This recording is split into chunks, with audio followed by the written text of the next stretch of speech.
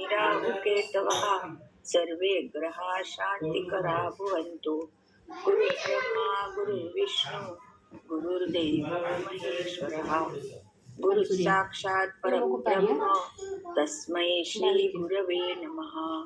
ओम शांती शांती शांती।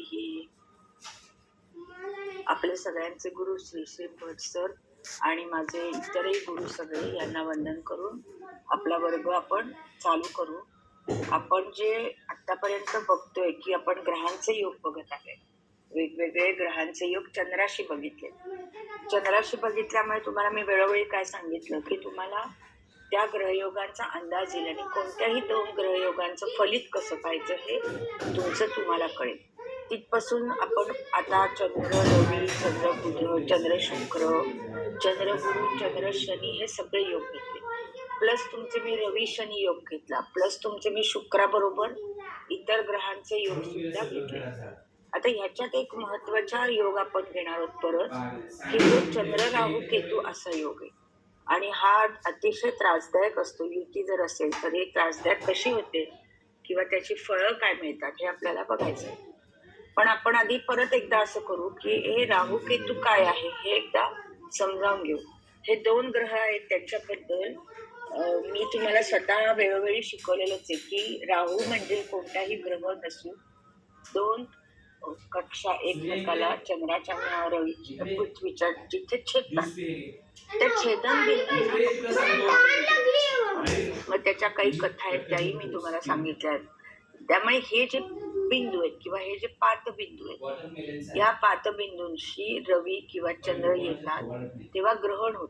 आपल्याला माहितीये ग्रहण हे एका ओळीत जर का रवी, चंद्र आणि पृथ्वी आली तरच होत। म्हणजे जे मार्किंग येते म्हणजे असं आपण धरा। फक्त रवी, चंद्र, पौर्णिमा आणि अमावस्येला ग्रहण होतात, पण या राहूच्या बरोबरती रवी काय, चंद्र काय हे सगळे ग्रह एक एकदा येणारच ना। जर तुम्ही पंचांग उघडलं तर तुम्हाला कळेल की दर 15 दिवसांनी चंद्र एकदा राहूला भेटेल, चंद्र एकदा केतूला भेटेल, रवी एकदा राहूला भेटेल, रवी एकदा केतूला युती करेल। तर हे योग आपल्याला काळजीपूर्वक बघायला लागतात की असे योग झाले तर काय होईल। आणि हा जो राहू आहे त्याची चांगली बाजू अशी आहे की तो त्याला छत्रकारक म्हटलेले, म्हणजे तो जर का कुठल्याही ग्रहाशी युती नसेल करत, लक्षात घ्या युती नको त्याची कुठल्या ग्रहाशी, तर त्याचा तो स्वतंत्र हा एक चांगला योग निर्माण करतो की ज्यामध्ये चांगल्या माणसाच्यातनं धर्म कर्म असं चांगल्या प्रकारचं घडतं किंवा चांगले त्याला करिअर यासाठी काही चांगल्या गोष्टी त्याच्या बाबतीत घडतात। तसंच हा जो राहू आहे त्याच्यावरून आजोबा बघा असं म्हटलेलं आहे, त्यामुळे तोही योग आपल्याला बघता येतो। आणि काही गोष्टी ज्या राहूमुळे होतील की काही शाप असतील, जर आपण असं म्हटलं, पण आता त्या अंधश्रद्धेच्या जास्त मागे नाही लागायचं की शापयोग आहे किंवा विषबाधा आहे किंवा औषधांची ॲलर्जी आहे, म्हणजे जी जनरल लोकांना नाहीये। बघा तुम्ही ॲलर्जी म्हणजे काय आहे की एखादं इंजेक्शन आहे जे सगळे जण घेतात, पण अगदी पोलिओचं जरी इंजेक्शन धरलं तरी 10 लाखात एखाद्याला ते इंजेक्शन जुळत नाही, त्याचा उलटा परिणाम होतो। असं काहीतरी की चुकीचं औषध, चुकीचं इंजेक्शन किंवा ॲलर्जी होणं किंवा मग व्यसनांमुळे त्रास। आता व्यसन ही एक अशी गोष्ट आहे की माणसाला स्वतःला माहित असतं आपण काय करतो, पण तो त्याच्या अधीन होतो, तो परावलंबी ऑलमोस्ट होतो। मग हा योग काय असतात तर चंद्राबरोबर राहू आला तर त्याचा मानसिक ताकद तो कमी करत असतो। आणि राहू काय करतो, एक प्रकारचं आच्छादन घालतो। आच्छादन म्हणजे काय बघा, रवीला सुद्धा, सूर्याला सुद्धा ती सावली ग्रासते असं आपण म्हणतो। तर हे आच्छादन असल्यामुळे ती व्यक्ती काय करते किंवा कशी रिॲक्ट करते हे तिला समजतं पण उमगत नाही, असं जे म्हणतो की तसं तो वागू शकत नाही। म्हणून हा असा राहूचा योग आहे की जिथे त्या व्यक्तीला थोडासा भ्रम होतो किंवा त्याला काहीतरी वेगळ्याच गोष्टी चांगल्या आहेत असं वाटायला लागतं किंवा मग तो लपून छपून काही व्यवहार करतो किंवा तो जुगार करतो किंवा तो लबाडी करायला लागतो। तर अशा प्रकारे हा चंद्र राहूचा योग असतो। आणि आपण ग्रहयोगांच्या बाबतीत एक मोठी गोष्ट आपण पहिल्यापासून बघतोय की हे जे योग येतील हे कोणत्या भावात आहेत ह्याप्रमाणे त्याच्या त्रासाचा स्तर कळतो. आता हे राहू चंद्र युती आली समज आणि ही एखाद्या कुंडलीमध्ये अष्टम भावात आहे, तर आरोग्य किंवा मरणाकडे खेचायची त्याची ताकद वाढेल. पण ती चंद्र राहू युती भाग्यात आली तर त्याची त्रासाची तीव्रता ही कमी राहील. मग आपल्याला जी त्रिक स्थानं माहिती आहेत 6, 8, 12 त्यामध्ये अशा प्रकारचे राहू केतूचे योग येऊच देत की ज्याच्यामध्ये चंद्राशी युती आली किंवा रवीशी युती आली, तर हे मात्र लक्षात ठेवायचं. आणि हे छायाग्रह असल्यामुळे आपल्या कुंडलीतले जे प्रकाशाचे कारक ग्रह आहेत त्यांना हे जास्त त्रास देतात. प्रकाशाचे कारक ग्रह कोण? रवी आणि चंद्र, हेही आपल्याला लक्षात ठेवायचे. तर हे योग आधी पटकन पत्रिका बघितल्या आपण पाहून घ्यायचे. कुठल्याही पत्रिकेतलं भाग्य चांगलं म्हणजे त्याचा रवी हा कोणाबरोबर युतीत येऊ नये, प्रतिकूल वाईट पापग्रहांच्या युतीत येऊच नये. रवी राहू नको, रवी शनी नको, रवी मंगळ नको, रवी एकटा येऊ दे, फार तर गुरु बरोबर येऊ दे. शुक्राबरोबर रवी बरेचदा असतोच. रवी चंद्र अमावस्या योग आला तरीही चंद्राची पण ताकद कमी होते. मग एकटा रवी हवा, एकटा चंद्र पण एकटाच हवा. तो आज येतो मंगळाशी भेटतो, उद्या भेटतो राहूशी, असं चंद्राशी योग पण एकटा हवा. मग अशा भाग्यकारक कुंडल्या येतात की ज्यांच्यामध्ये कुठेही राहू केतू किंवा रवी चंद्र हे इतर योगात नसतात.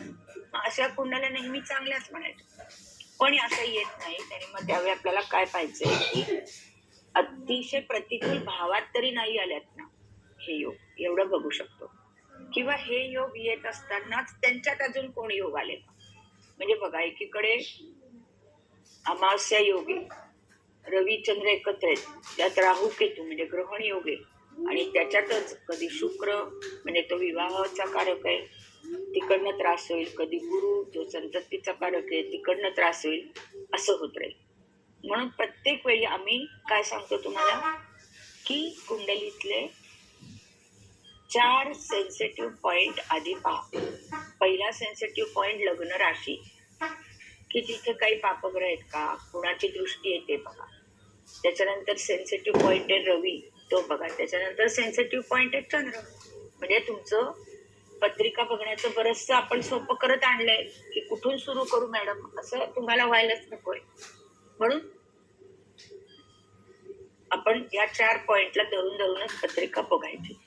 आता जसं राहूकडे आजोबांचं सुख आहे असं आपण म्हटलं, तसं केतूकडे त्यांनी आजी म्हटलेले की तिचं सुख आहे, आणि केतूला त्यांनी थोडं आध्यात्मिक म्हटलंय.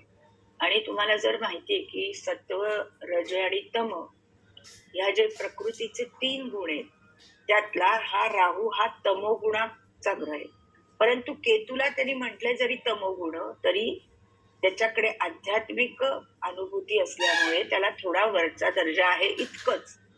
म्हणजे केतू काय अगदी एकदम सुखकारक आहे का? नाही. तर राहूपेक्षा त्याला थोडा वरचा दर्जा दिलेला आहे. आणि मग त्यामध्ये काय देवपूजा आहे, मोक्ष मिळेल केतू असताना, केतूची महादशा असताना, किंवा तीर्थयात्रा होतील. पर्टिक्युलरली केतू 3ऱ्या भावात, 9व्या भावात असा आला तर अशा प्रकारे हे 2 ग्रह हे कुंडलीतले सेन्सिटिव्ह पॉइंट आणि त्याचे योग. आपला विषय आता योग आहे. योग हे युती योग आले तरच जास्त त्रासदायक. परत एकदा सांगते की राहू हे चंद्राबरोबर येणार, राहू रवी बरोबर येणार, पण अंशात्मक युती, जेव्हा अंशात्मक युती येते ना तेव्हा एक लक्षात घ्या, नवमांश कुंडलीतही ते एकाच ठिकाणी येतात. बरोबर आहे की नवमांशाचा एक स्लॉट आहे 0 ते 23. जर एवढी परफेक्ट युती आली तर त्यांचा नवमांश ते एकच राशी त्यांना मिळते. ते पण एक तुम्ही लक्षात ठेवा. आणि मग ही आणि आपला जो काही राजयोगाचा नियम आहे त्यातही काय म्हटलंय की यदि केंद्रे त्रिकोणे वा निवेशितव तमोग्रह, म्हणजे हे तमोग्रह केंद्रस्थानी म्हणजे 1-4-7 किंवा त्रिकोण म्हणजे 5 आणि 9 यांच्या बरोबर असतील तर ते राजयोग सुद्धा करतात. तेव्हा अगदी त्यांना वाईट आहे म्हणून झोडपायचं कारण नाही. आपण इथे पर्टिक्युलरली काय बघतो की प्रतिकूल घटना घडतात आणि त्रास होतात म्हणून व्यक्ती आपल्याकडे येतात, आणि म्हणून आपण प्रतिकूल कुंडल्या उघडतो आणि इथे घेतो. पण असं नाहीये दरवेळी काही अगदी वाईट आहे असं नाही. राहूचं छत्रकार योग आहे, केतूचा संन्यास किंवा मोक्षप्राप्ती योग आहे हे पण आपण बघू शकतो. आता आपण 4 कुंडल्या बघू की ज्यामध्ये राहूचे त्रास पाहिजे. चंद्र राहू असं घेतलेलं नाहीये, मला असं वाटतं त्यात शुक्र कुठल्याही ग्रहाबरोबर राहूचे योग अशा प्रकारचा योग आपण घेतलेला आहे. पर्टिक्युलर रविचंद्र तर आपण पाहू, शुक्र राहूची एक बघू. शुक्र राहू आला म्हणजे जोडीदाराच्या बाबतीत कुठली तरी खालचा दर्जा असं म्हटलंय. राहूला खालचा दर्जा, अनैतिकता, लपून छपून गोष्टी करणं असं म्हटलेलं आहे. आणि शुक्राबरोबर आले तर हे योग आहे. परंतु तिथे शुक्र हा कलेचा कारक आहे, एक लक्षात घ्या. आणि राहू हाही कलेचा कारक आहे. मग ती लोक कलाकार असतात आणि कलाकारांच्या कुंडलीमध्ये हे असे कॉन्ट्राडिक्टरी योग दिसतात. ते आपण जास्त करून सिने नट नट्या यांच्या बाबतीत बघतोय. त्याच्यानंतर एक गुरु राहूचा योग आहे. त्याला त्यांनी एक शब्द दिलाय की तो चांडाळ योग आहे. असा शब्द खूप ठिकाणी वापरलेला आहे. परंतु इतकं जे त्या शब्दाला म्हटलंय तितकं कुठेही प्रतिकूल आढळलेलं नाही. गुरु राहू हा योग एक असा आहे की गुरु हा धनाचा कारक आहे. त्यामुळे तो खूप चांगली धनस्थिती ठेवतो किंवा वाचा सिद्धी अशा लोकांना काही वेळ आलेली आहे असं दिसलंय. त्यामुळे अगदी त्याला खूप वाईट दर्जा आहे असं पण बनवू नका. पण संततीचे काही त्रास होतात किंवा लिव्हर म्हणजे गुरुवर अवलंबून शुगर हे त्रास होताना दिसतात. जरा पत्रिका आपण पाहिला ना की थोडा तुम्हाला अजून चांगला उलगडा होणार. आता ही जी पत्रिका आहे, पहिली पत्रिका आहे, एक मिनिट फक्त इथे फक्त तेच पाहिजे. हा पहिली पत्रिका आहे आणि काय म्हटलंय त्यांनी की खूप चांगली कंपनी नोकरी आहे, सगळं चांगलं आहे, पण त्यांना काय होतंय, डिप्रेशन येते. डिप्रेशन याचा अर्थ काय आहे, मानसिक ताणतणाव. त्या मानसिक ताणतणावाचा कोणाला असा अंदाज लागत नाही. आणि एक मानसिक ताणतणाव असला की मग काही शारीरिक आरोग्य बिघडतं, एखादं दुखणं बरंही होत नाही, तर असेही त्रास दिसतात. आता ही कुंडली काय आहे, आपल्याला फक्त राहूचंद्र असं बघून आता चालणार नाही, कारण तुमचा आता अभ्यास बऱ्यापैकी आपण पुढे घेऊन गेलेलो आहे. मग सगळं बघू की मकर लग्न आहे आणि मकरेत मंगळ आहे. एक लक्षात घ्या की मकरेचा मंगळ जर आला तर मकर ही रास ही पृथ्वी तत्वाची की गच्च अशी धरून ठेवणारी रास आहे. अभ्यास असो, करिअर असो, तर ही लोक खूप चिकाटीने काम करतात. आणि त्यात मंगळ आला तर ती तेवढी तेज बुद्धी. मंगळामुळे काय होतं, अग्नी तत्व जेवढं वाढलं तेवढं इतरांच्या पुढे त्याच्या बुद्धीची चाल जाते. त्यामुळे ही व्यक्ती सुद्धा मेकॅनिकल इंजिनियर आहे. बघा, लग्नी मंगळ मकरेचा बुध, नेपच्यून हर्षल सोडून देऊ, पण मंगळ मकरेचा असताना माझा एक भाचा आहे, तो खूप लहान होता तेव्हा माझ्या वडिलांनी त्याला सांगितलं की हा IIT होईल, इंजिनियर होईल. खरंच IIT इंजिनियर झाला. त्याच्यानंतर स्टॅनफोर्ड मध्ये मास्टर्स डिग्री केली आणि आता तो स्वित्झर्लंड गुगलमध्ये काम करतो, केवळ मकरेच्या मंगळामुळे. तर असे मकरेचे मंगळ कधी आले त्याच्या तुम्ही जरूर नोंदी ठेवा सगळ्या. तर अशा प्रकारे गुरु बघा, या कुंडलीत गुरु सुद्धा स्वराशीचा आहे, म्हणजे तो शिक्षणाला चांगला आहे. किंवा बुध लग्नी असताना थोडी काही वेळा काळजी करावी लागते, पण हा भाग्येश आहे. इथे मकर लग्नाला बुध भाग्येश होतो, भाग्याचा स्वामी, त्यामुळे तो लग्नी. असं सगळं पत्रिकेत चांगलं आहे. फक्त दशमात चंद्र आणि तो राहू बघा, तुम्ही राहू 27 असं अतिशय 2 वेगवेगळ्या स्थानांमध्ये सुद्धा ग्रह असताना युती होत असते. तशा प्रकारे हा चंद्र राहू योग आहे. आणि हा चंद्र आहे ना, हा दशमात म्हणजे तुळ लग्न असताना दशमात चंद्राची रास येते किंवा चंद्र दशमात कुठल्याही राशीत असेल तर नोकरी व्यवसायामध्ये तेवढी स्थिरता लाभत नाही. कारण चंद्र काय आहे, चंद्र स्वतः एक अतिशय मुव्हिंग प्लॅनेट आहे. मग त्यामुळे असं सतत त्यांच्या नोकऱ्यांमध्ये बदल वगैरे होत असतो. ह्या माणसालाही आता वय बघा 96, म्हणजे अगदी लहानच आहे की, तरी पण चांगली मल्टीनॅशनल कंपनी नोकरी आहे. पण ह्या डिप्रेशनला काय करणार? तर या डिप्रेशनसाठी त्यांना कुठलाही डिप्रेशन असेल असं आपल्याला कळलं. आपण राहू बघा की राहू कधी पालटेल त्याप्रमाणे 1.5 वर्ष, शनी कधी पालटेल त्याप्रमाणे 2.5 वर्षांनी हे त्रास कमी होतात. परंतु ह्यासाठी त्यांना मेडिकल ट्रीटमेंट लागते आणि सायकॅट्रिस्टची जी ट्रीटमेंट असते ती खूप मोठी असते. वर्ष, 1.5 वर्ष, 2 वर्ष त्या ट्रीटमेंट चालतात. तर अशा प्रकारे आपल्याला त्यांना सांगायला लागतं की खूप वेळ जाईल या सगळ्यात. परंतु त्याचा जो गुरु अनुकूल आहे मी म्हणते त्यातनं तो बाहेर हळूहळू येईल. असे राहूयुक्त चंद्र पत्रिका लक्षात घ्यायचं दरवेळी. आता याच्या पुढची पत्रिका आपण बघू.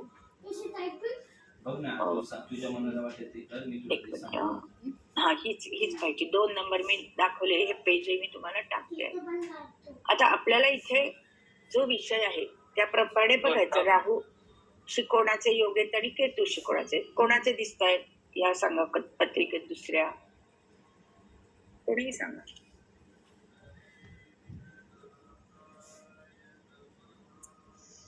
केतूचा चंद्र चंद्र केतू रवी 5 आणि बरोबर रवी पण चंद्र 9 म्हणजे युती आहे. बरोबर, म्हणजेच केतूशी कुणाकुणाची युती आहे? रवी आणि रवी चंद्र.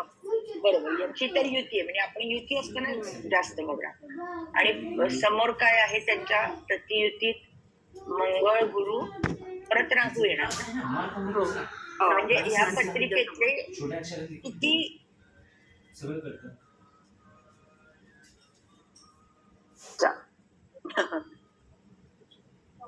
पाच. हा, मग नेहमी लक्षात ठेवा माझं जे म्हणणं आहे की राहू केतू एकटे असताना काहीच त्रास देणार नाही, पण त्यांच्या बरोबर हे सेन्सिटिव्ह ग्रह येते, ते त्रास देते. आता ही सुद्धा तुम्ही जन्मतारीख बघा, काही मोठं वय नाहीये.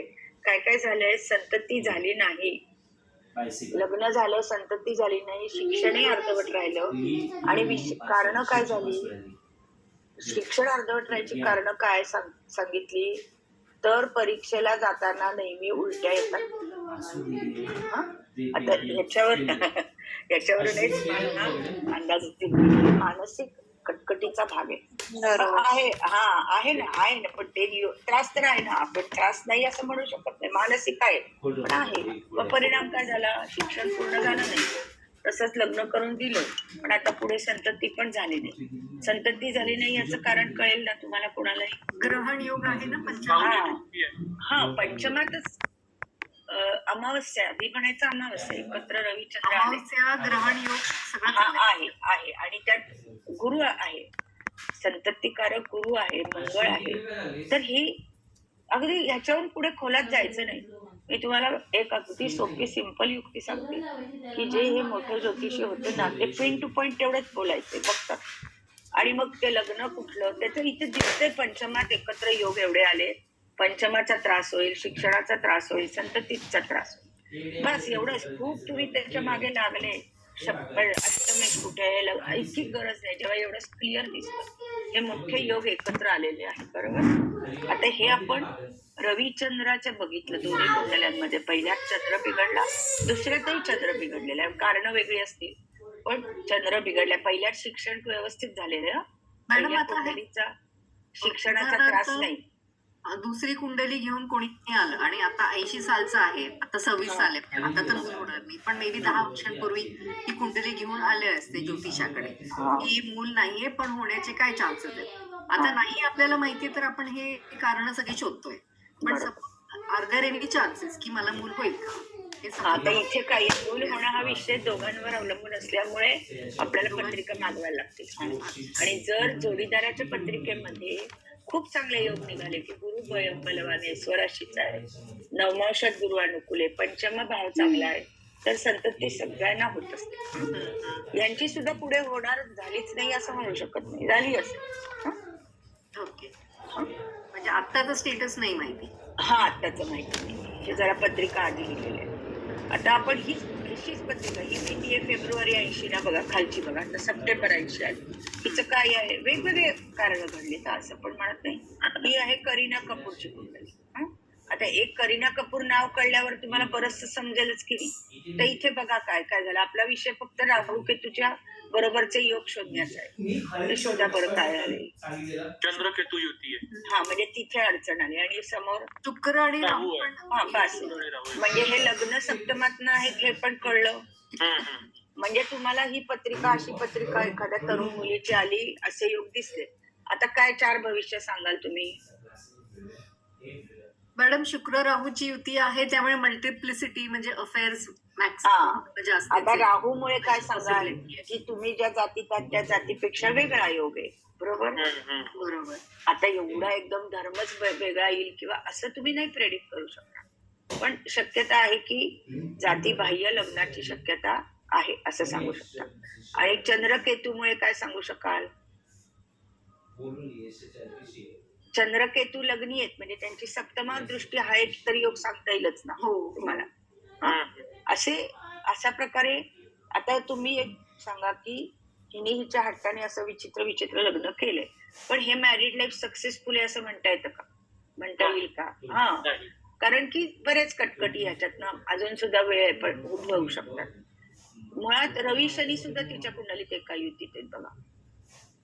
हो नवमात आहे. हो, रवी शनी युती आहे. हा, तर असे ते सुद्धा रवी शनी युती ही महिलांच्या कुंडलीला अनुकूल नसते, हे लक्षात घ्या एक.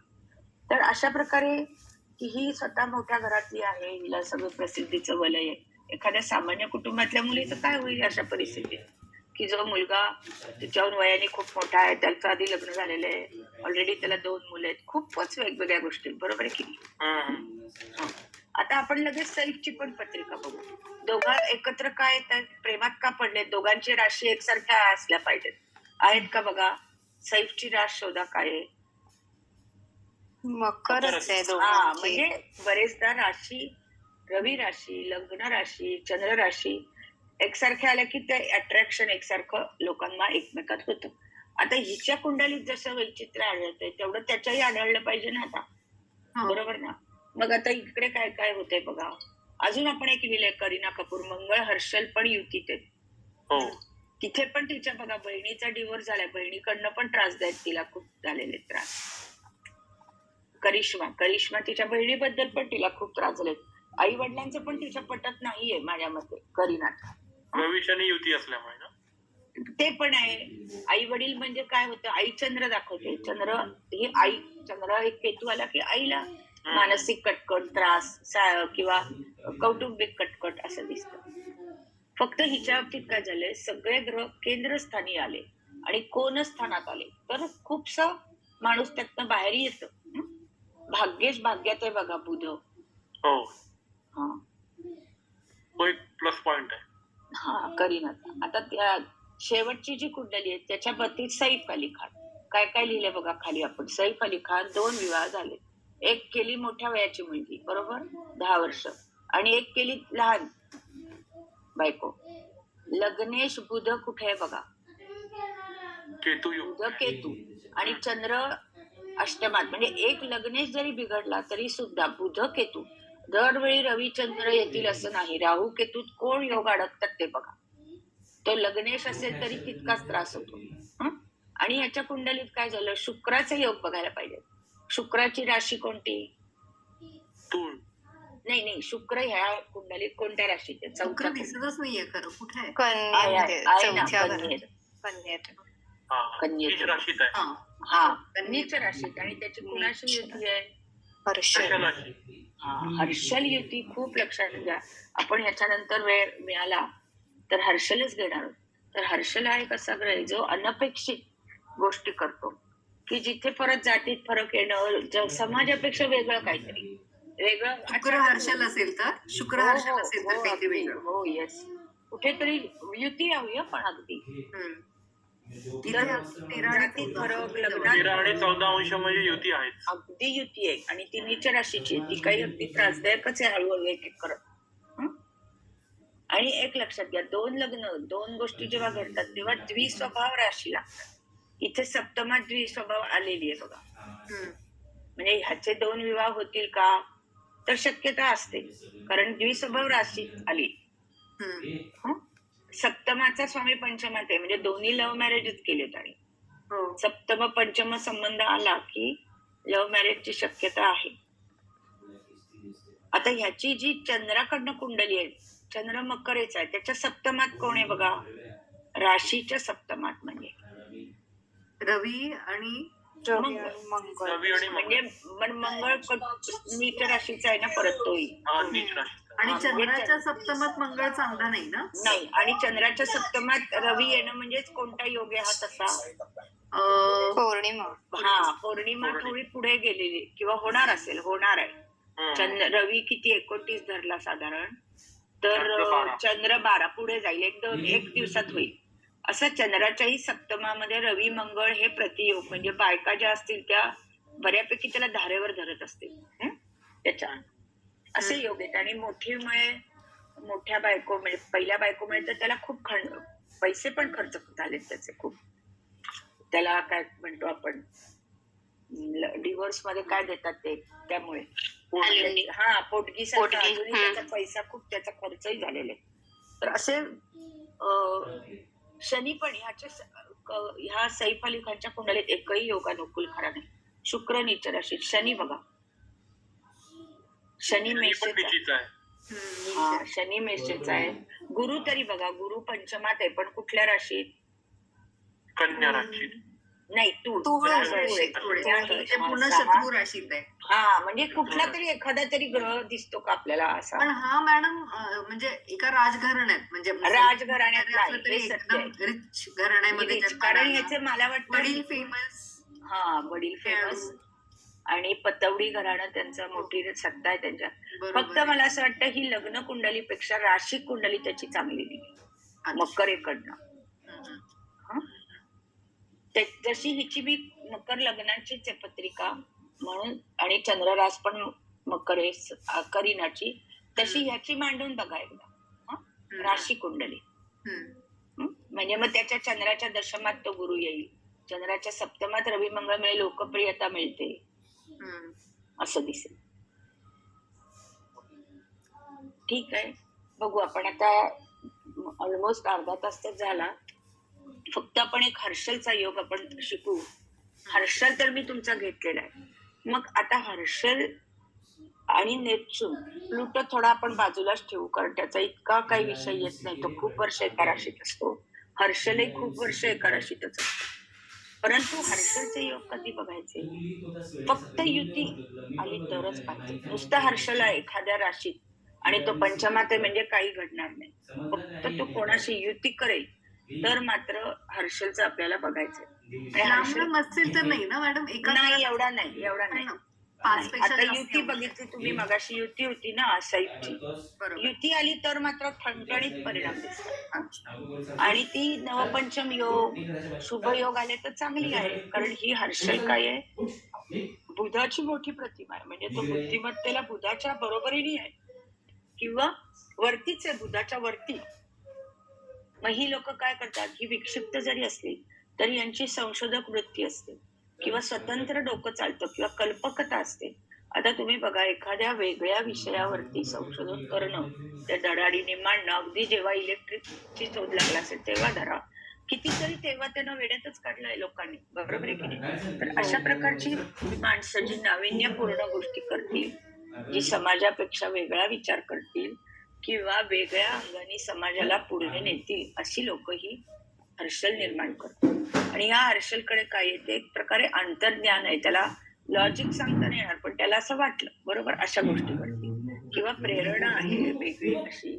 आणि जर का हे शुभयोग झाले तर अगदी लता मंगेशकर, गदिमा, कैरो, नाटेकर, बालगंधर्व, भरपूर लोकांच्या कुंडल्यांमध्ये शुभयोगात हा हर्षल आहे. शुभयोगात म्हणजे कोणता पाहिजे? जास्त करून नवपंचम योग हा कोणाशी पाहिजे?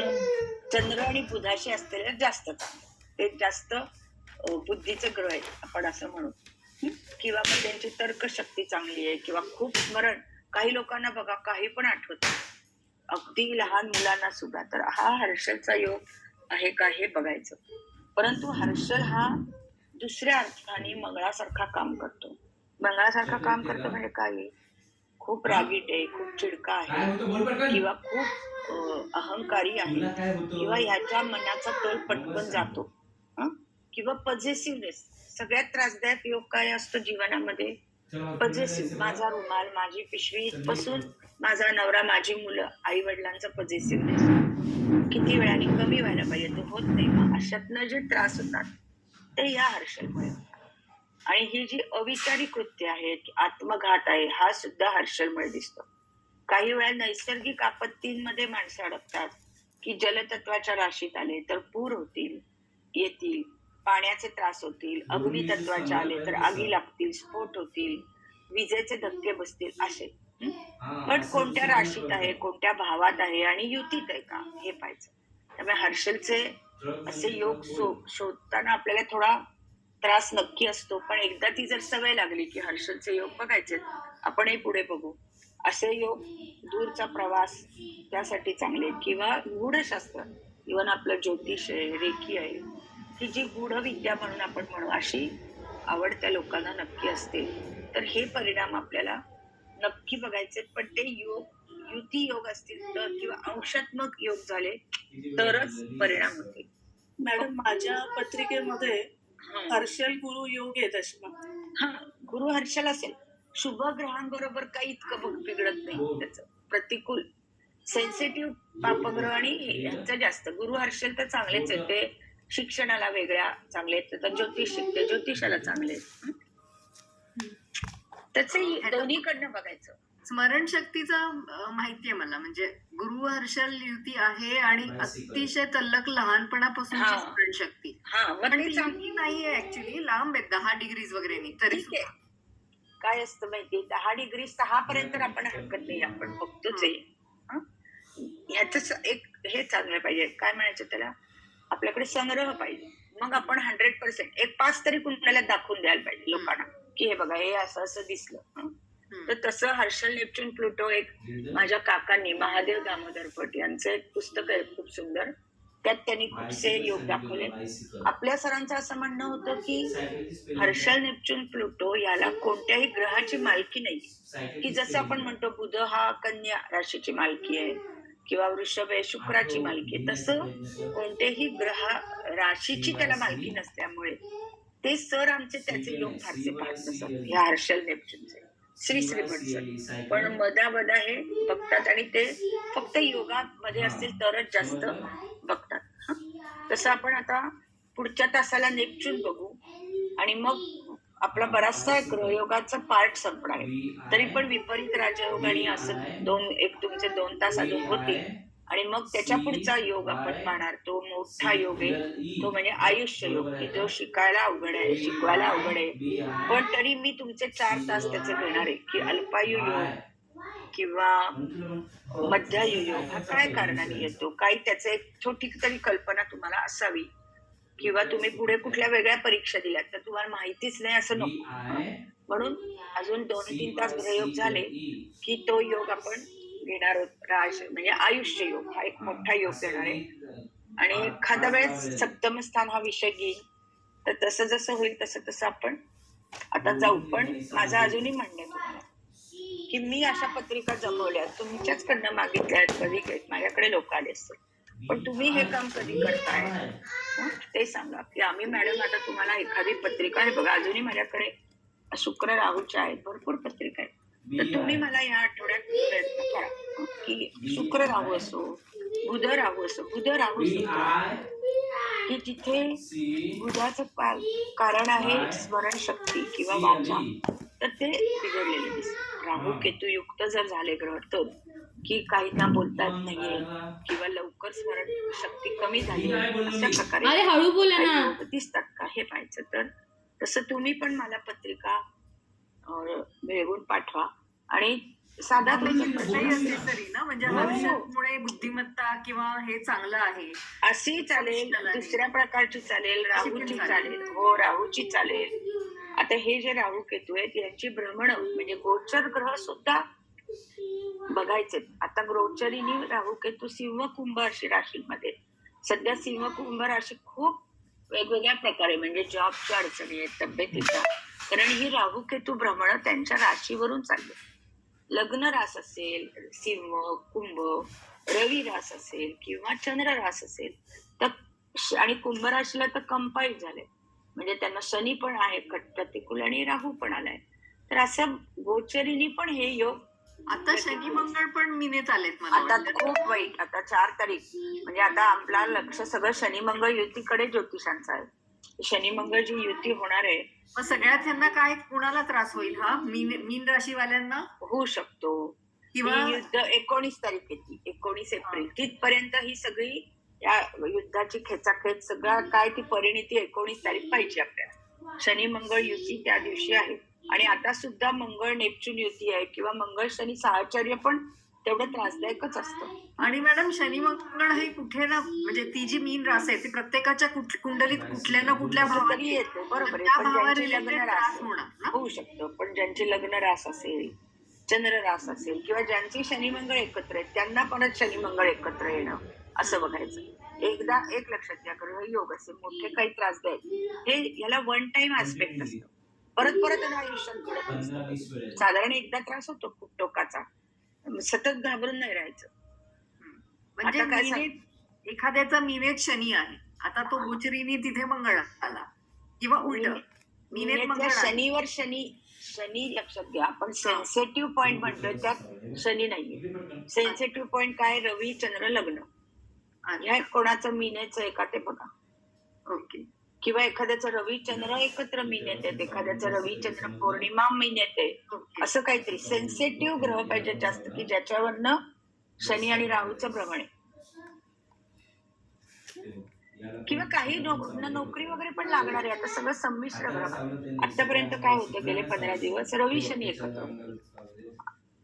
अजून सुद्धा रवी शनी एकत्र आहेत, त्यामुळे लोकांच्या नोकऱ्या सुटल्यात.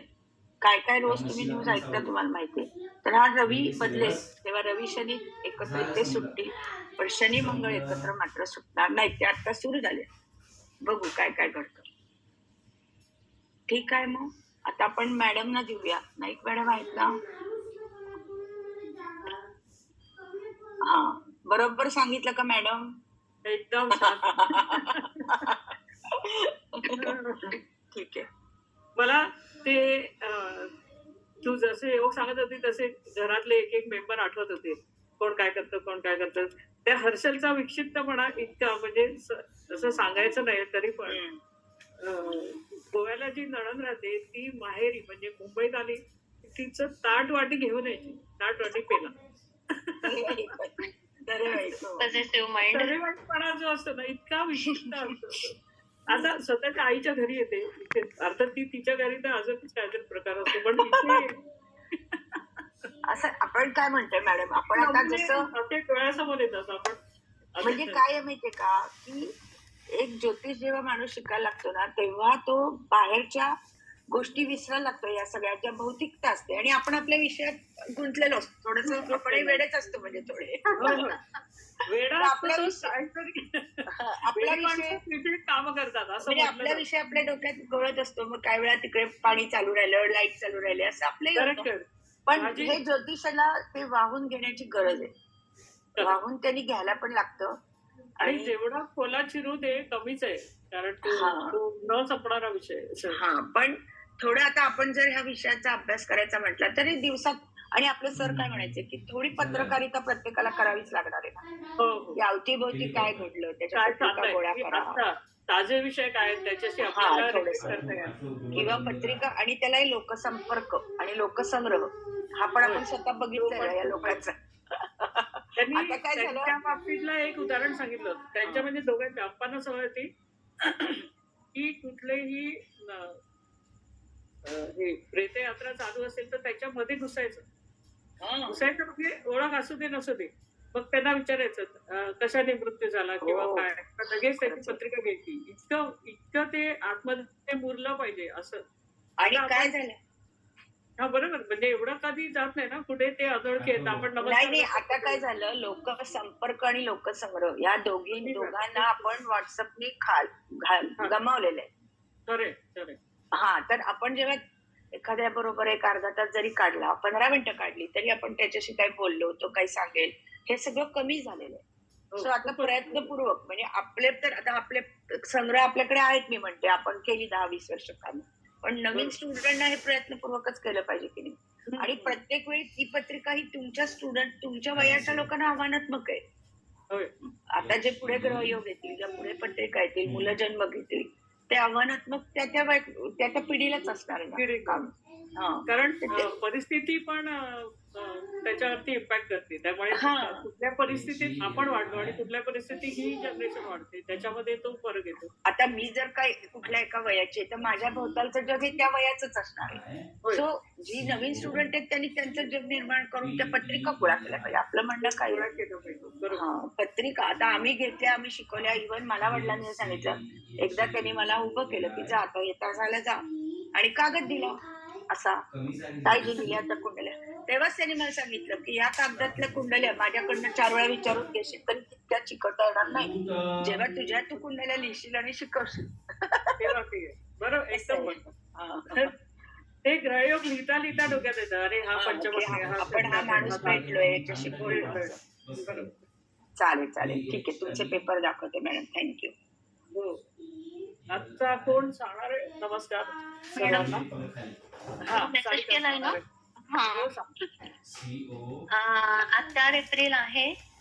सकाळी 10 वाजून 10 मिनिटापर्यंत द्वितीया होती. आता तृतीया हा. चालू आहे. शनिवार आहे. हा. स्वाती नक्षत्र रात्री बरोबर. 9:36 पर्यंत. दुपारी 2:17 पर्यंत हर्षण योग होता. आता वज्र योग चालू आहे. 10:10 पर्यंत दिवाकरण होता. आता विष्टी चालू आहे. रात्रौकरण रात्री नाही विष्टी नाही. वणी sorry. वणी सॉरी वणी वणी चालू आहे. हा, त्याच्यानंतर विष्टी चालू होईल म्हणून पुढे भद्रा दिले. रात्री 11 वाजून 2 मिनिटापर्यंत वणी आहे. तुळा राशीत चंद्र आहे आणि रात्री 11 वाजून 2 मिनिटानंतर विष्टीकरण चालू होईल म्हणून तिथे भद्रा दिलेला आहे. चंद्र स्वाती नक्षत्रामध्ये चतुर्थ चरणात आहे. Very good. छान.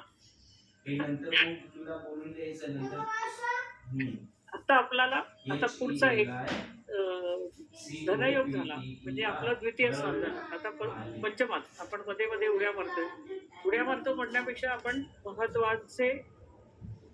महत्वाच्या स्थानातून जो अभ्यास आवश्यक आहे तो करतो किंवा तो करायचा प्रयत्न करतो असं म्हणतो.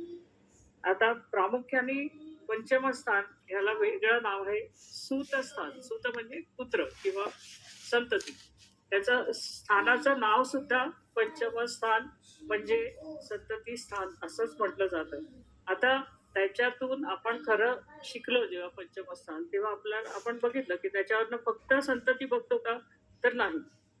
त्या भावावरनं शिक्षण, लेखन, काव्य, कला, क्रीडा, मैदानी खेळ किंवा बैठे खेळ, द्रष्टेपणा, मंत्रविद्या, ग्रंथ कर्तृत्व म्हणजे लिखाण, शिक्षण मुख्य म्हणजे चातुर्य, त्या व्यतिरिक्त रेस जुगार सुद्धा आपण त्या स्थानातून पाहिलं जातं. अचानक धनलाभ विशेषतः जुगारातून किंवा सट्टा ह्याच्यातनं वगैरे असेल तेव्हा. त्याच्या बाहेर आताच जो उल्लेख झाला की सप्तम आणि पंचम जेव्हा संबंध येतो तेव्हा प्रेमविवाहाचे योग असतात. शेअर मार्केट आणि शेवटचा किंवा महत्वाचा उपासना. पंचमात जेव्हा केतू विशेषत्वाने असतो तेव्हा उपासना चांगल्या प्रकारे फलदायी होते किंवा त्याची त्यांना त्या व्यक्तीला आवड असते. त्यावरून म्हणजे हे सगळे मुद्दे किंवा या सगळ्यांचा अभ्यास आपण एकाच पंचम स्थानावरनं करत असलो तरी सुद्धा सर्वात महत्वाचं संतती स्थान म्हणजे संतती योग आपण त्या पंचमावरनं पाहतो म्हणून त्याचं नाव सुद्धा संतती स्थान असंच आहे. मग त्याच्या संबंधित असलेलं म्हणजे त्याच्या नेमका त्याचा विचार करण्यासाठी आपल्याला ते बघणं गरजेचं आहे. त्याच्या व्यतिरिक्त हे कसं काय आहे तर हे म्हणजे फक्त आपण त्याच्यातनं काय काय बघतो अगदी 1-2 मिनिटात त्याचा धावता आढावा म्हणून. आईचं म्हणजे चतुर्थ हे मातेचं स्थान आहे तर हे आईचं धनस्थान होतं. भागीदार किंवा जोडीदाराचं म्हणजे सप्तमाचं हे लाभस्थान होतं. नवम किंवा भाग्यस्थानाचं भाग्यस्थान होतं. मोठ्या भावाचं मोठ्या भाऊ कुठून बघतो तर लाभातो मग त्याचं सप्तम स्थान होतं म्हणून वहिनी तिकडून बघितली जाते किंवा जोडीदारा म्हणजे भाऊ असेल तर वहिनी, बहीण असेल तर भाऊजी. शरीराच्या विषयी विचार केला तर लहान आतडी, अपेंडिक्स, ओव्हरी या प्रकारचा विचार तिथून केला जातो. संतती स्थान आणि पंचमावरनं ऍक्च्युअली हृदय शस्त्रक्रिया किंवा हे जे प्रकार येतात हृदयासंबंधित विकार असतील तरी सुद्धा आपण पंचमाचा विचार करतो. दशमाचं हे अष्टम स्थान आहे, म्हणून धंद्यातील नुकसान हे वगैरे सगळं सुद्धा आपण पंचमावर. हे फक्त एक पंचम स्थानावरनं काय काय गोष्टी पाहिल्या जातात याचा विचार केला. पण आज आपण प्रामुख्याने संतती योग बघणार आहोत. तर पंचमेश हा आणि कारक ग्रह गुरु याच्या संबंधित आपल्याला विचार करणं आवश्यक आहे जेव्हा आपण संतती संबंधी विचार करतो तेव्हा. कारण कारक ग्रह त्याचा गुरु आहे. फक्त वक्री आहे का, अस्तंगत आहे का, ते नसावे. असले तर शुभ फळ मिळते. पण गुरु किंवा पंचमेश वक्री किंवा अस्तंगत असेल तर तितकीशी शुभ फळ मिळणार नाहीत किंवा त्या कारणामध्ये कामामध्ये अडथळे निर्माण होतील, अडचणी होतील. म्हणजे संततीच्या बाबतीत वाट पाहायला लागेल. दुसरा त्यातला प्रामुख्याने योग असेल की शिक्षणात अडथळे येऊ शकतात. कारण आपण त्याच्यातनं दोन आता त्या ठिकाणी म्हणजे पंचमात 4, 8, 12 या राशी असतील तर त्या बहुप्रसव राशी असतात. 2, 6 आणि धनुराशीचा उत्तरार्ध असेल तर मध्यम प्रसवता येते. 1 आणि 11 या वायुतत्वाच्या राशी आहेत आणि धनुचा एक पूर्वार्ध. जसा उत्तरार्ध आपण मध्यम प्रसव घेतला तसं धनुचा पूर्वार्ध आणि 1 म्हणजे मेष आणि 11 या राशी असतील तर अल्प प्रसवता असते. आणि 3, 5, 6 आणि 11 म्हणजे मिथुन, सिंह, कन्या आणि कुंभ या त्या मानाने वंद्या राशी धरल्या जातात. हे ढोबळ नियम झाले. म्हणजे असं होत नाही की मिथुनेला संतती होत नाही, कन्येला संतती होत नाही वगैरे, असलं काही नाही. कारण हा एकच मुद्दा नसतो, त्याच्याशी रिलेटेड अनेक मुद्द्याच्या अनुषंगाने आपण विचार करतो. हा फक्त पंचमेशा संबंधितला विचार नाही की असं असेल तर अडचणी येऊ शकतात वगैरे. पुन्हा जलतत्वाच्या राशी असतील पंचम तर प्रसवता उत्तम असते किंवा चांगली असते किंवा त्या संततीच्या दृष्टीने पोषक राशी होतात. तिथे वायुतत्वाच्या राशी असतील तर मध्यम प्रसवता असते आणि तिथे अग्नी आणि पृथ्वीच्या राशी असतील तर अल्प प्रसवता असते, असा त्याचा अर्थ होतो. ग्रहांविषयी विचार करायचा झाला तर चंद्र, शुक्र, गुरु हे तर संततीकारक ग्रह आहेत. त्याच्यामुळे ते जेव्हा पंचमाशी जेव्हा संबंधित असतील तेव्हा संतती होण्यासंबंधी काहीही अडचण येणार नाही. किंवा पण हे कधी आपण एकच पत्रिका बघू. संततीच्या बाबतीत जेव्हा पत्रिका बघायची तेव्हा पती पत्नी दोघांच्या पत्रिका पाहणं अपेक्षित आहे. फक्त एकाच्या पत्रिकेवरनं आपल्याला निर्णय घेता येणार नाही. कारण समजा एकाची पत्रिका अतिशय उत्तम आहे परंतु जोडीदाराची पत्रिका तितकी सपोर्टिव्ह नसेल तर मग त्यांना संतती योग नाही इतक्या ठामपणे आपण सांगू शकणार नाही.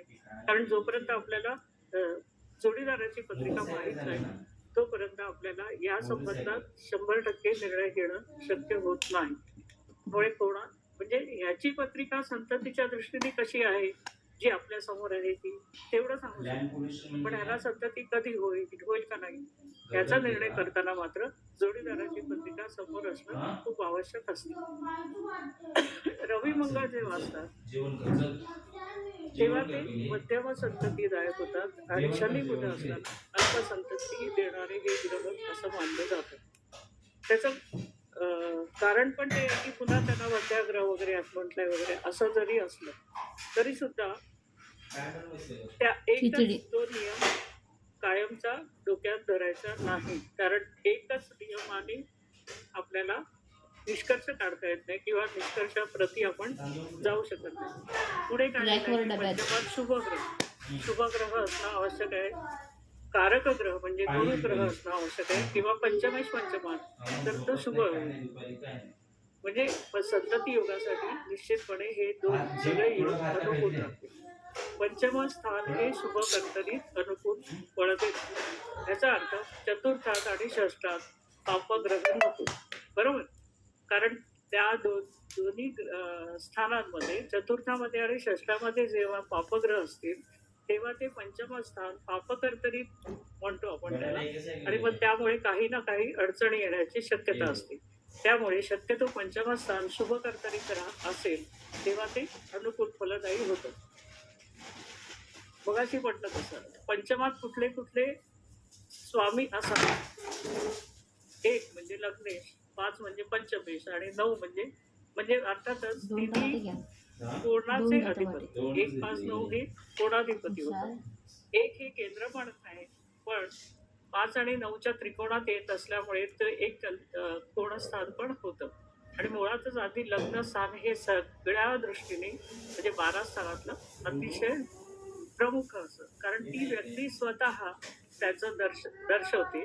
त्यामुळे एक पहिलं स्थान हे सुद्धा सगळ्या प्रश्नासाठी तितकंच महत्वाचं होतं. पण पुढचा मुद्दा आहे की पंचमेश शुभ स्थानात अनुकूल फळ देतो. पुन्हा तोच होईल. पापग्रह पंचमात जर पापग्रह असतो, विशेषतः आपण ज्याला म्हणतो की 6, 8, 12 या त्रिकस्थानाचे स्वामी जेव्हा पंचमात येतात तेव्हा मात्र ते प्रतिकूल टरबूज फलदायी कापलं ना. ठरतात. म्हणजे पुन्हा तेच की काही ना काहीतरी अडचणी येतील. खालती भांडे घासल्या. वेगवेगळ्या प्रकारचे त्रास दर्शवतो. म्हणजे संततीच्या आपल्याला पत्रिका पुढे जी आहे त्याच्यामध्ये ते दिसून येईल. 2री 3री पत्रिका काहीतरी आहे त्याच्यामध्ये की त्याचा 6, 8, 12चा स्वामी असल्यामुळे त्यांना काय नुकसान झालं. सूर्य आहे की जेव्हा पंचमेश 6, 8, 12 स्थानी असतात तेव्हा सुद्धा तसेच काही ना काहीतरी प्रतिकूल फळ आपल्याला मिळताना दिसून सुरू येतात. हे घे. मगाशी पहिल्यांदाच म्हटलं तसं तो पंचमेश हा ग्रह स्वतः स्तंभी, वक्री किंवा पापक कर्तरीमध्ये असता कामा नये. म्हणजे सर्वार्थाने पंचम स्थान आणि पंचमेश हे जेव्हा जेव्हा शुभ स्थितीत असतील तेव्हा तेव्हा संतती होण्यामध्ये काहीही अडचणी येणार नाही. एवढं आपल्याला निश्चितपणे सांगता येतं. बरोबर आहे. म्हणजे आतापर्यंत आपण काय काय मुद्दे बघितले की पंचम स्थान शुभ कर्तरी पाहिजे. पंचमात 1, 5, 9चे स्वामी असले तर ते अनुकूल. पंचम शुभ स्थानात असेल तर तो अनुकूल. पंचमात पापग्रह नको, म्हणजे 6, 8, 12चे स्वामी पंचमात यायला नको. पंचमेश 6, 8, 12 स्थानी यायला नको. बरं असं कधी होणारच नाही असं होतं का? नाही, काही ना काहीतरी यातलं असणारच. मग त्या प्रकारची अशुभ फळं आपल्याला मिळताना दिसतात. त्याच्यानंतर पुढे संतती सहम तो कसा काढायचा ते दिलेलं आहे. ते आजच्या लेक्चरमध्ये आपलं होणार आहे, पुढच्या तासाला होईल. पण जसं आपण धनसहम काढलं तसं संतती सहम काढण्यासाठी स्पष्ट लग्न, अधिक स्पष्ट पंचमेश आणि अधिक स्पष्ट चंद्र हा बिंदू काढल्यानंतर म्हणजे यांची बेरीज काढल्यानंतर जो बिंदू येईल तो संतती सहम होतो. त्यात सुद्धा पुत्रसहम आणि कन्यासहम काढायचा असेल तर लग्न, गुरु आणि चंद्र यांची एकत्रित बेरीज केली. अर्थात हे सगळे बिंदू स्पष्ट होईल. म्हणजे स्पष्ट लग्न, स्पष्ट गुरु आणि स्पष्ट चंद्र इथे त्या पत्रिकेतलं आवश्यक गोष्टी आहेत. त्यांची बेरीज हे सगळे दोघांच्याही पत्रिकेत बघावे लागतील का लग्न संतती सहम वगैरे? हो होय.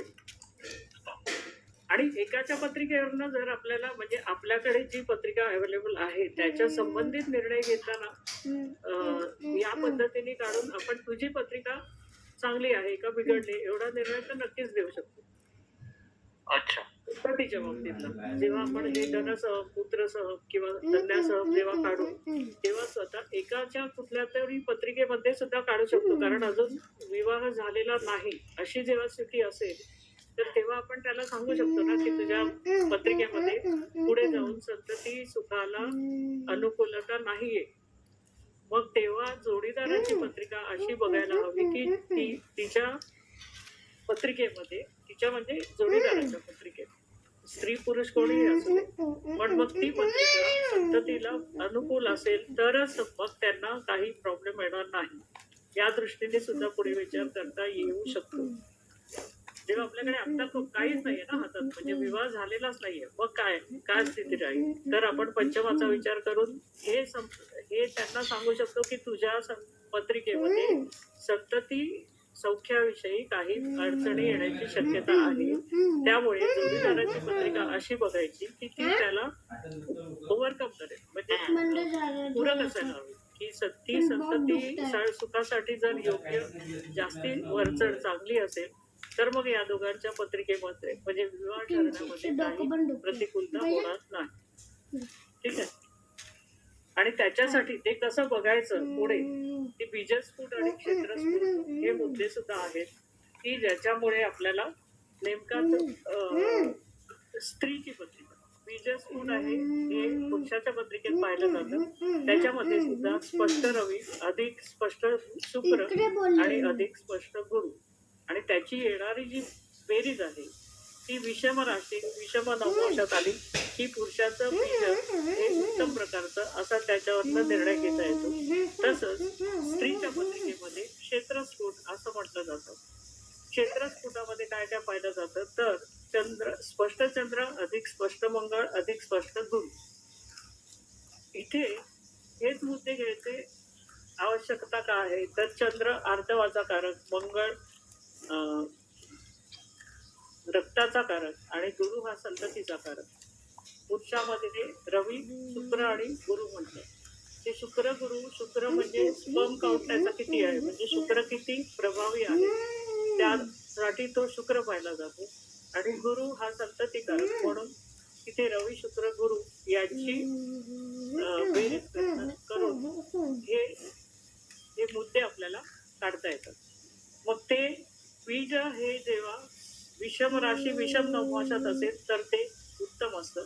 तसंच क्षेत्र हे जर स्त्री म्हणजे समराशी आणि समनवमाशात समराशीच्या नवमाशात असेल तेव्हा मात्र ते उत्तम फलदायी होतं. हे सगळं बघितल्यानंतर आपण कन्क्लूड करू शकतो की संतती म्हणजे संतती सौख्य आहे की नाही, सुखावह आहे की अडचणीतून संतती प्राप्त होईल, काही उपाय करावे लागतील, हे सगळं मार्गदर्शन करण्यासाठी आपल्याला हे संततीसह बीजस्फोट आणि क्षेत्रस्फोट काढणं आवश्यक आहे. बीज आणि क्षेत्राचे अधिक माहिती मॅडमच्या पुस्तकात पण आहे. कुंडलीतील ग्रहगणित मध्ये पुढे काढून दाखवलेली पुढच्या पानामध्ये आहे ती सुद्धा पुढच्या लेक्चरच्या आधी वाचून घ्या. आता आपण ह्या मॅडमने दिल्या त्या 4 पत्रिका बघूया की संतती सौख्याशी निगडीत कुंडल्या आहेत. मॅडम घेतात कविता म्हणून तशाच आपण तिथे घेऊ. कविता पत्रिकेचं पेज दाखवतो.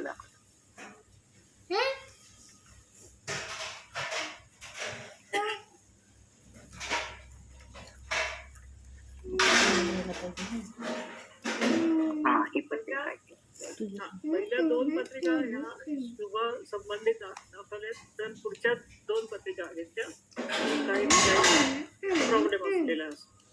कारण सगळ्यांच्या कुंडल्या ज्यांना प्रॉब्लेम नाही असं काही होत नाही. आता ही मकर लग्नाची कुंडली आहे. आता ह्याच्यामध्ये आपल्याला काय दिसतंय पंचमेश कोण आहे शुक्र आणि तो तृतीय स्थानात म्हणजे मीन राशीत म्हणजे उच्चिष्ट आहे. म्हणजे आपल्याला मगाशी मॅडमने सांगितलं तसं 2 ग्रह योग पाहायचे असतील तर पहिल्या फटक्यात त्याचं उत्तर आपल्याला मिळतंय की नाही बघा. पंचमी तृतीय उच्चिष्टा होतंय का म्हणजे नेमकं असतंय बरोबर. 6, 8, 12शी काही संबंध येतोय का तर 6, 12 म्हणजे रवी, 8 म्हणजे गुरु, तोही इकडे चांगला आहे. म्हणजे गुरु कुठे आहे एकादशात मॅडम पंचमावर दृष्टी भावातल्या गुरुची पंचमावर दृष्टी आहे आणि शुक्रवरती पण आहे, शुक्रावरती पण आहे. 5वी आहे. हो. त्याच्यामुळे इथे काही प्रॉब्लेम व्हायचं शक्यताच नाही. त्याच्या इंडिव्हिज्युअल कुंडलीमध्ये आपण इतर ग्रहयोग बघणार नाही आहोत. इतर म्हणजे त्यांना काही प्रॉब्लेमच नाहीये का तर आहे. इतर गोष्टींचा विचार केला तर चंद्र राहू एकत्र आहेत, रवी शनी एकत्र आहे.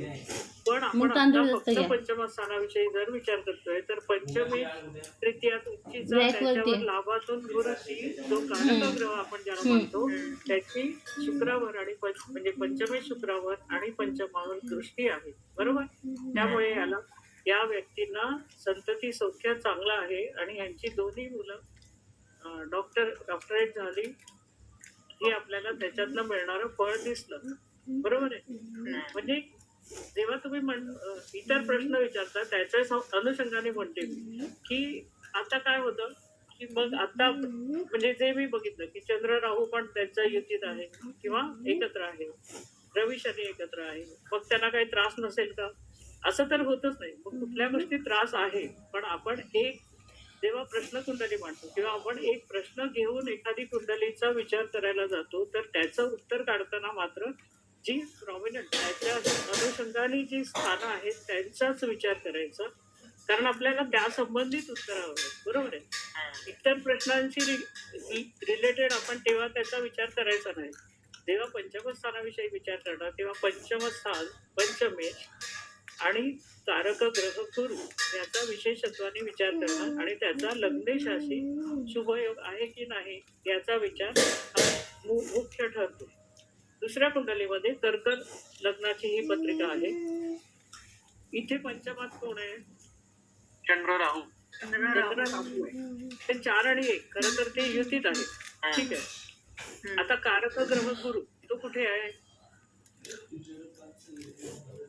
नवमात. नवमात. म्हणजे पुन्हा इथे तो नवमेश नवमात ही सुस्थिती झाली. स्त्री राशी आहे म्हणजे जलराशी आहे. हे नुसतं जलराशी आपण बघू, आपण जेव्हा बीजक्षेत्र काढू ते आपण नंतर पाहूच. पण इथे ह्या नवमेश गुरु नवमात त्याची चंद्रावरती दृष्टी येते ना, आणि त्याची लग्नावर पण दृष्टी आहे. 5वी दृष्टी त्याची लग्नावर पण. त्याच्यामुळे आपण जे 2-3 मुद्द्यामध्ये जर उत्तर काढायचं झालं तर ह्या पत्रिकेत सुद्धा आपल्याला कळून येतं की यांना संतती निश्चित होईल. जसं तुम्ही मगाशी विचारलं की एकाच्या पत्रिकेत पाहायचं का दोघांची बघायची, तर इथे हिची पत्रिका बघून सहजपणे कळतंय की यांना संतती योग चांगला आहे. हे कळण्यासाठी इतके 2-3 मुद्दे पुरेसे आहेत. बरोबर आहे. आणि मॅडम पंचमातल्या ग्रहावरून म्हणजे आता चंद्र जुळ्या मुली लिहिलाय. चंद्र हा स्त्री ग्रह आहे. होय, म्हणूनच त्यांना जुळ्या मुली आहे. बघायचं ना, जेव्हा ह्या मगाशी मी म्हटलं ना त्याच्यामध्ये की काय म्हटलं असे की जेव्हा स्त्री ग्रह असतात तेव्हा स्त्री संतती होण्याचे प्रमाण जास्त असतं, तेव्हा पुरुष ग्रह असतात तेव्हा पुरुष संतती होण्याचं प्रमाण अधिक असतं.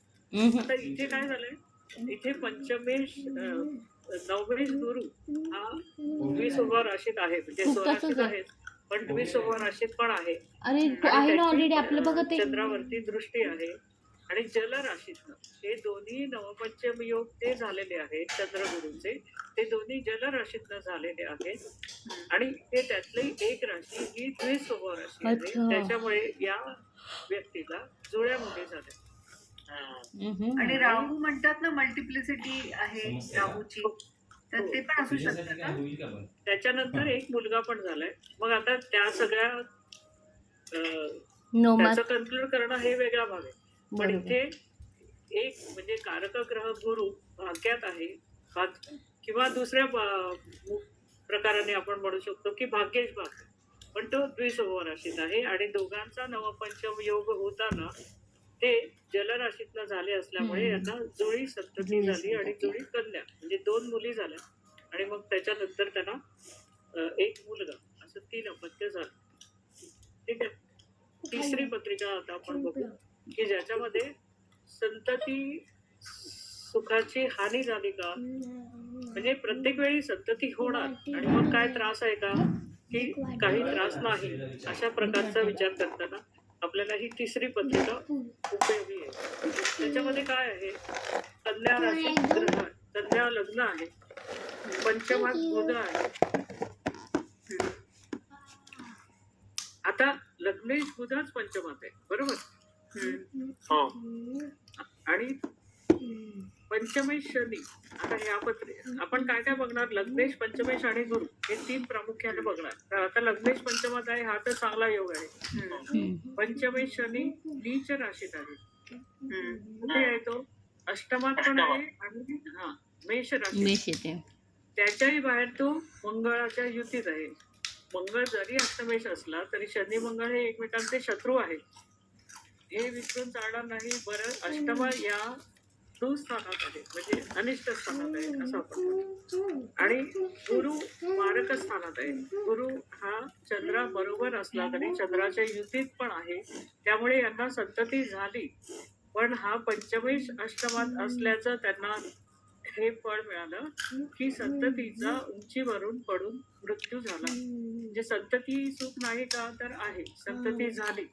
परंतु पंचमेश अष्टमात असल्यामुळे जे अनिष्ट फळ किंवा प्रतिकूल फळ मिळालं, त्यामुळे त्यांच्या या मुलाचा मृत्यू सुद्धा झालेला आपल्याला दिसतोय यांच्या पत्रिकेमध्ये.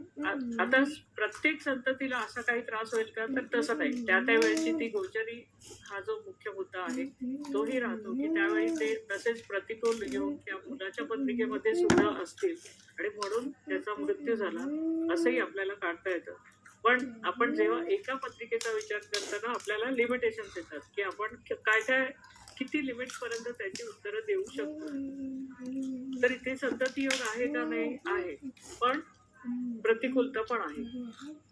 आणि आपण चौथी पत्रिका बघूया जी की सिंह लग्नाची आहे. सिंह लग्नाच्या या पत्रिकेमध्ये लग्नेश कुठे आहे? रवी, लग्नेश रवी तृतीय. तृतीय. तृतीय. चांगला आहे का? नाही. नाही, कारण तो नीचीच आहे, तुळ राशीत नाही. आहे. प्लस तो शनी बरोबर आहे, युतीत नाहीये. पण रवी 19 आहे, शनी 5 आहे. चांगलं आहे ना. म्हणजे साहचर्यात आहे, अगदी पूर्ण युतीत काचच नसलं काच तरी. आहे. पंचमेश कोण आहे? गुरु. किती वर्ष झाले त्याला? 3-4 वर्ष झाली. तो सुद्धा तृतीय. तृतीयातच. आता इथे काय झालं, पंचमात मंगळ आणि पंचमातच केतू हे मूळ नक्षत्रात आहे 10 आणि 13 अंश. यामुळे पंचमातला मंगळ आणि केतू हे एकत्रित म्हणजे युतीत आहेत आणि ते मूळ नक्षत्रात आहेत. नंतर पंचमात 3ही पापग्रह आहेत. नेपच्यून, मंगळ आणि केतू हे 3ही पापग्रह पंचमात आहेत, बरोबर. म्हणजे पंचम स्थान बिघडलं असं आपण त्याला म्हणू शकतो. त्याच्या समोर चंद्र आणि राहू युतीत आहेत 15 आणि 17 अंश. लाभातून जी चंद्र राहू युती आहे ती सुद्धा त्रासदायकच होणार. म्हणजे या व्यक्तीच्या मुलीने आत्महत्या केली आणि ती किती लहान असताना, 5वीत असताना. म्हणजे साधारण 10-12 वर्षाच्या या मुलीने आत्महत्या करावी इतकं. म्हणजे ते पंचमस्थान बिघडल्यामुळे ते जे प्रतिकूल फळ मिळालं ते याच्यातनं आपल्याला दिसतं. म्हणजे सिंगल एका पत्रिकेवरनं जर आपल्याला बघायचं असेल संतती संबंधित, तर आपल्याला ह्या मिनिमम गोष्टी एवढ्या कळू शकतात. पंचमेश, त्याचा पुढचा एक मुद्दा राहिला की पंचमेश आणि कारक ग्रह गुरु हा सुद्धा शत्रू राशीत आहे. कुठे येतो गुरु? जो की पंचमेश पण आहे. आणि तो तुळ राशीत आहे, म्हणजे तो शत्रू राशीत आहे. म्हणजे आत्तापुरता जेव्हा आपण बघतो तेव्हा अदरवाईज तो कलेच्या दृष्टीने विचार केला वगैरे, त्या दृष्टीने विचार केला तर आपण दुसऱ्या बाजूने जेव्हा पत्रिका सोडू किंवा दुसरा प्रश्न घेऊ तेव्हा काय होतंय की अरे कलेचा कारक शुक्र स्वराशीत, त्याच्याबरोबर गुरु म्हणजे उपलब्धता देणारं वगैरे वगैरे असे सगळे मुद्दे एकत्र केले की तो दुसऱ्या कुठल्या तरी प्रश्नासाठी त्याच्या उत्तरामध्ये तो अनुकूल फळ देईल. पण आता आपण फक्त पंचमाचा विचार करताना हे सगळे मुद्दे पाहिले. राशीच्या पंचमात शनी रवी, गुरु तुळ हा शत्रू राशीत आणि वृषभ या शत्रू नवमाशी.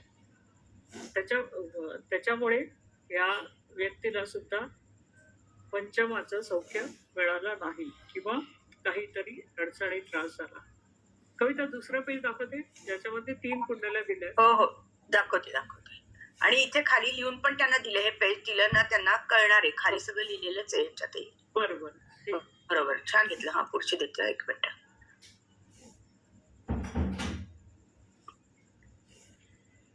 आता मी जेव्हा पंचमाच्या पत्रिका काढायला गेले तेव्हा ऍक्च्युअली काय झालं की पूर्वीच्या काळामध्ये जसे अनेक संतती म्हणजे आता होणार नाही आहे का होतं पण हे आता वेगळं आहे. हा, देते सावकाश तोपर्यंत सांगते ना मी. हम्म. तर मग तेव्हा 15 मुलं 20 मुलं हे आपण ऐकलेलं आहे आणि आश्चर्य वाटण्यासारखी गोष्ट होती की एका स्त्रीला 20 मुलं 21 मुलं मग त्याच्या संख्या कमी झाली मग 18 मग 15 मग 10 अशी कमी कमी होत गेली त्यांची परिस्थितीनुसार अनेक वेगळी कारणं होतात आणि आजही आहेत आणि परिस्थितीनुसारच एवढं का आज फुल असलेलं केलं? मुख्य कारण की ज्याला त्याला एकच संतती होती मग त्यांना होणार नाहीये का दुसरी होणार आहे पण त्यांनी निर्णय घेतलाय की आपल्याला एकच संतती पुरे किंवा 2च संतती पुरे म्हणून त्यांना संतती होत नाही त्यांच्या कुंडलीमध्ये तसा योग नाहीये का तर तसं नाहीये म्हणजे हे परिस्थितीनुसार होणारे बदल आहेत त्याच्यामध्ये म्हणजे आत्ताच त्यांचं प्रमुख जे म्हणणं असतं की अहो एका मुलाचाच खर्च परवडत नाही तर 2 आणि 4 मुलं कशी होणार हा वेगळा होता तर त्यातलं सगळ्यात महत्वाचं कारण असं आहे की तेव्हा स्त्री नोकरी करत नसे मी जिंकले ना. म्हणजे फक्त म्हणजे त्यांच्या पूर्वीच्याच भाषेत बघायला गेलं तर चूल आणि मूल हे एकच काम किंवा हे एवढंच काम होतं असं म्हणायला हरकत नाही पण याही काळामध्ये अनेक संतती झालेले ते कमी असलेली किंवा संतती अल्प असलेले किंवा न झालेल्या अशा पत्रिका सुद्धा आहेत म्हणून मी त्या फक्त घेतल्या त्याचा विचार करू पहिली पत्रिका आहे कन्या लग्नाची ऐकू दे ना मा. आता त्याच्यामध्ये कोणते विंग? तुम्ही पटापट मुद्दे सांगायचे म्हणजे लग्नेश आणि पंचमेश आणि गुरु हे तीनच मुद्दे सांगा. म्हणजे पत्रिका शुभ आहे अशुभ आहे किंवा जे काय चंद्र लग्नी आहे चंद्र कोण आहे चंद्र या सप्तमेश पत्रिकेत चंद्र कोण आहे चंद्र लाभेश आहे लाभेश लग्नात आहे पंचमेश शनी आणि लग्नेश सगळे लाभात आहेत गुरुसोबत रवी गुरु आणि शनीची दृष्टी आहे त्याच्यात पंचमेश शनी सप्तमात असून शनीची दृष्टी आहे आणि शनीशी हे सगळे नवपंचम योगात आहेत ओके त्याच्यामुळे मगाच सारखं की प्रथमदर्शनी आपण एका मिनिटात बघून जर कन्क्लूड करायचं ठरवलं तर याचं उत्तर काय येईल या व्यक्तीला संतती होईल का नाही होईल होईल पण उशिरा होईल. बरं तो नंतरचा मुद्दा आहे संतती होईल का नाही? म्हणजे संतती सौख्य आहे की नाही ठीक आहे आणि या पंचमेश व्यक्तीला शनी लाभात आहे त्याची दृष्टी पण आहे पंचमेश शनीची पंचम स्थानावर दृष्टी आहे बरोबर आता गुरु पण या लाभात आहे व्यक्तीला ही व्यक्ती 1907 सालाची असल्यामुळे यांना संतती सौख्य चांगलं होतं किंवा आहे यांना 7 मुलगे आणि 3 मुली झाल्या अरे बापरे मी नंतर त्यांची नावं सांगते दुसरी पत्रिका बघू वृश्चिक लग्नाची पत्रिका आहे ती सुद्धा 1940 सालची म्हणजे त्याच काळातली आहे मॅडम असं ही पत्रिका दिसत थोडं वर स्क्रॉल करायला लागेल. वरती गेली हा थोडं स्क्रोल कर हा. तर वृश्चिक लग्नाची ही पत्रिका आहे त्यांच्याकडे संतती सौख्य आहे की नाही तर त्याला काय बघू आपण तर वृश्चिक लग्न म्हणजे लग्नेश मंगळ हा कुठे आहे ते आहे. आणि तो ऐकू दे बेटा. त्या मानाने तसं बघायला गेलं तर शत्रू राशीतच आहे तो याचा मंगळ हा. आता पंचमेश त्याच्या रमेश गुरु पंचमात केतू आहे बाकीचे मुद्दे नाही बघायचे आपण. ऐकू दे रे. पंचमेश गुरु एवढंच आणि लग्नेश एवढंच बघणार तर लग्नेश मंगळ हे आहे ठीक आहे पंचमात केतू म्हणजे आणि पंचमेश कोण आहे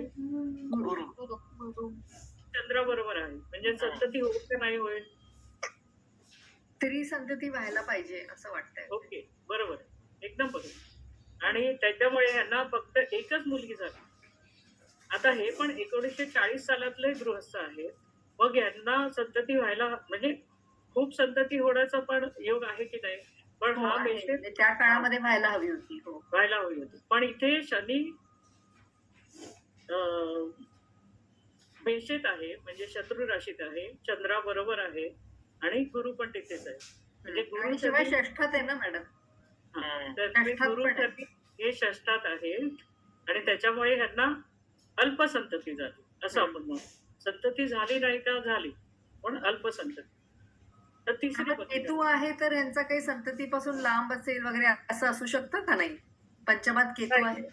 पंचमात केतू आहे तर त्याचा Obsession, season. तो मुलीपासून तो नवमासात आहे, त्यामुळे तो त्या दृष्टीने ठीक आहे. तसं म्हणजे संततीचा विचार करता तो नवमास आहे. अच्छा. आता पुढची तिसरी कुंडली, यांचा जन्म सुद्धा 1913 साली झाला असून सुद्धा यांना संतती योग आहे का नाही हे आधी बघू.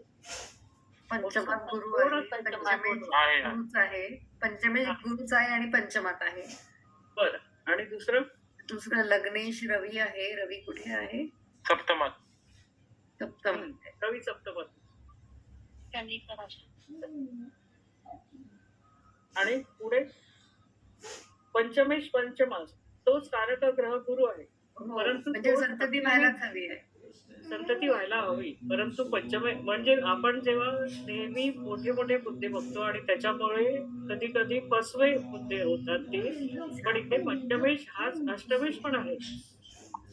आणि पंचमेश हाच अष्टमेश आणि तो आणि कारक ग्रह पण तोच, म्हणजे एकच गुरु पंचमेश पण आहे, अष्टमेश पण आहे. आणि तो म्हणजे अष्टमेशाचा दोष देतोय का पंचमेशाचं फळ देतो, हा सगळ्यात मुद्दा राहील. लग्नेश रवी हा मगाशी आपण विचार केला होता की कुंभ ही वंध्या रास आहे आणि तो मिथून नवमाशात येतो. ती पण वन.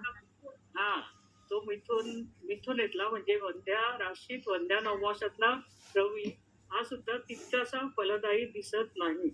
आणि त्याच्यानंतर त्याच्यावर षष्ठी शनीची दृष्टी आहे, दशमातून रवीवर दशमाची दृष्टी आहे. बरोबर.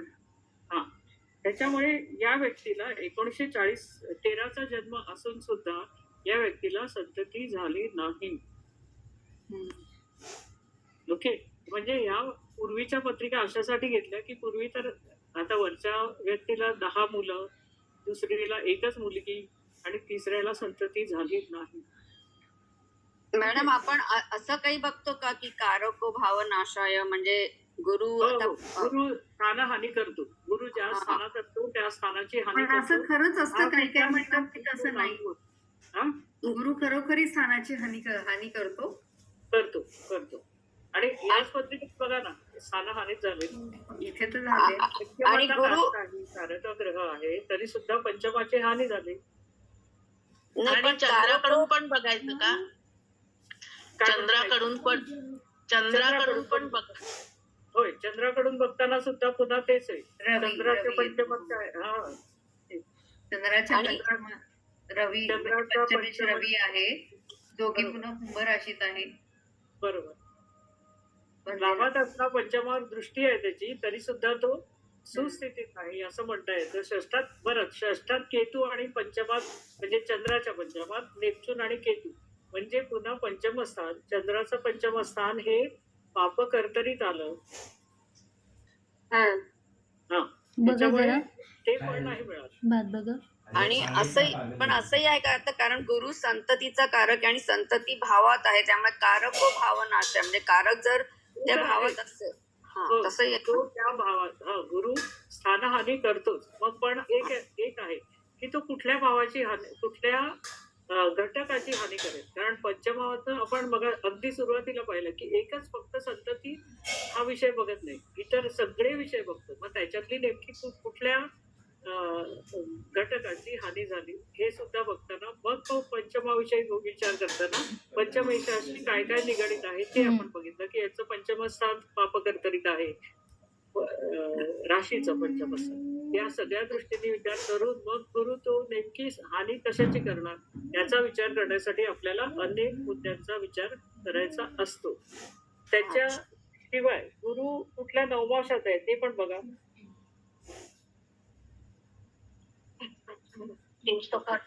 गुरु 20 ना? कन्या.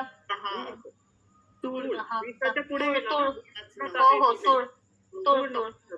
म्हणजे तोही फारसा चांगला नाही. त्यामुळे मग नाहीये. त्यांनी संततीच्या शत्रू रास. बाबतीत दिलं. हा, बरोबर, शत्रू नव्हे. मॅडमची वेळ झाली, त्याच्यामुळे आपण मॅडमना वर्ग देऊ.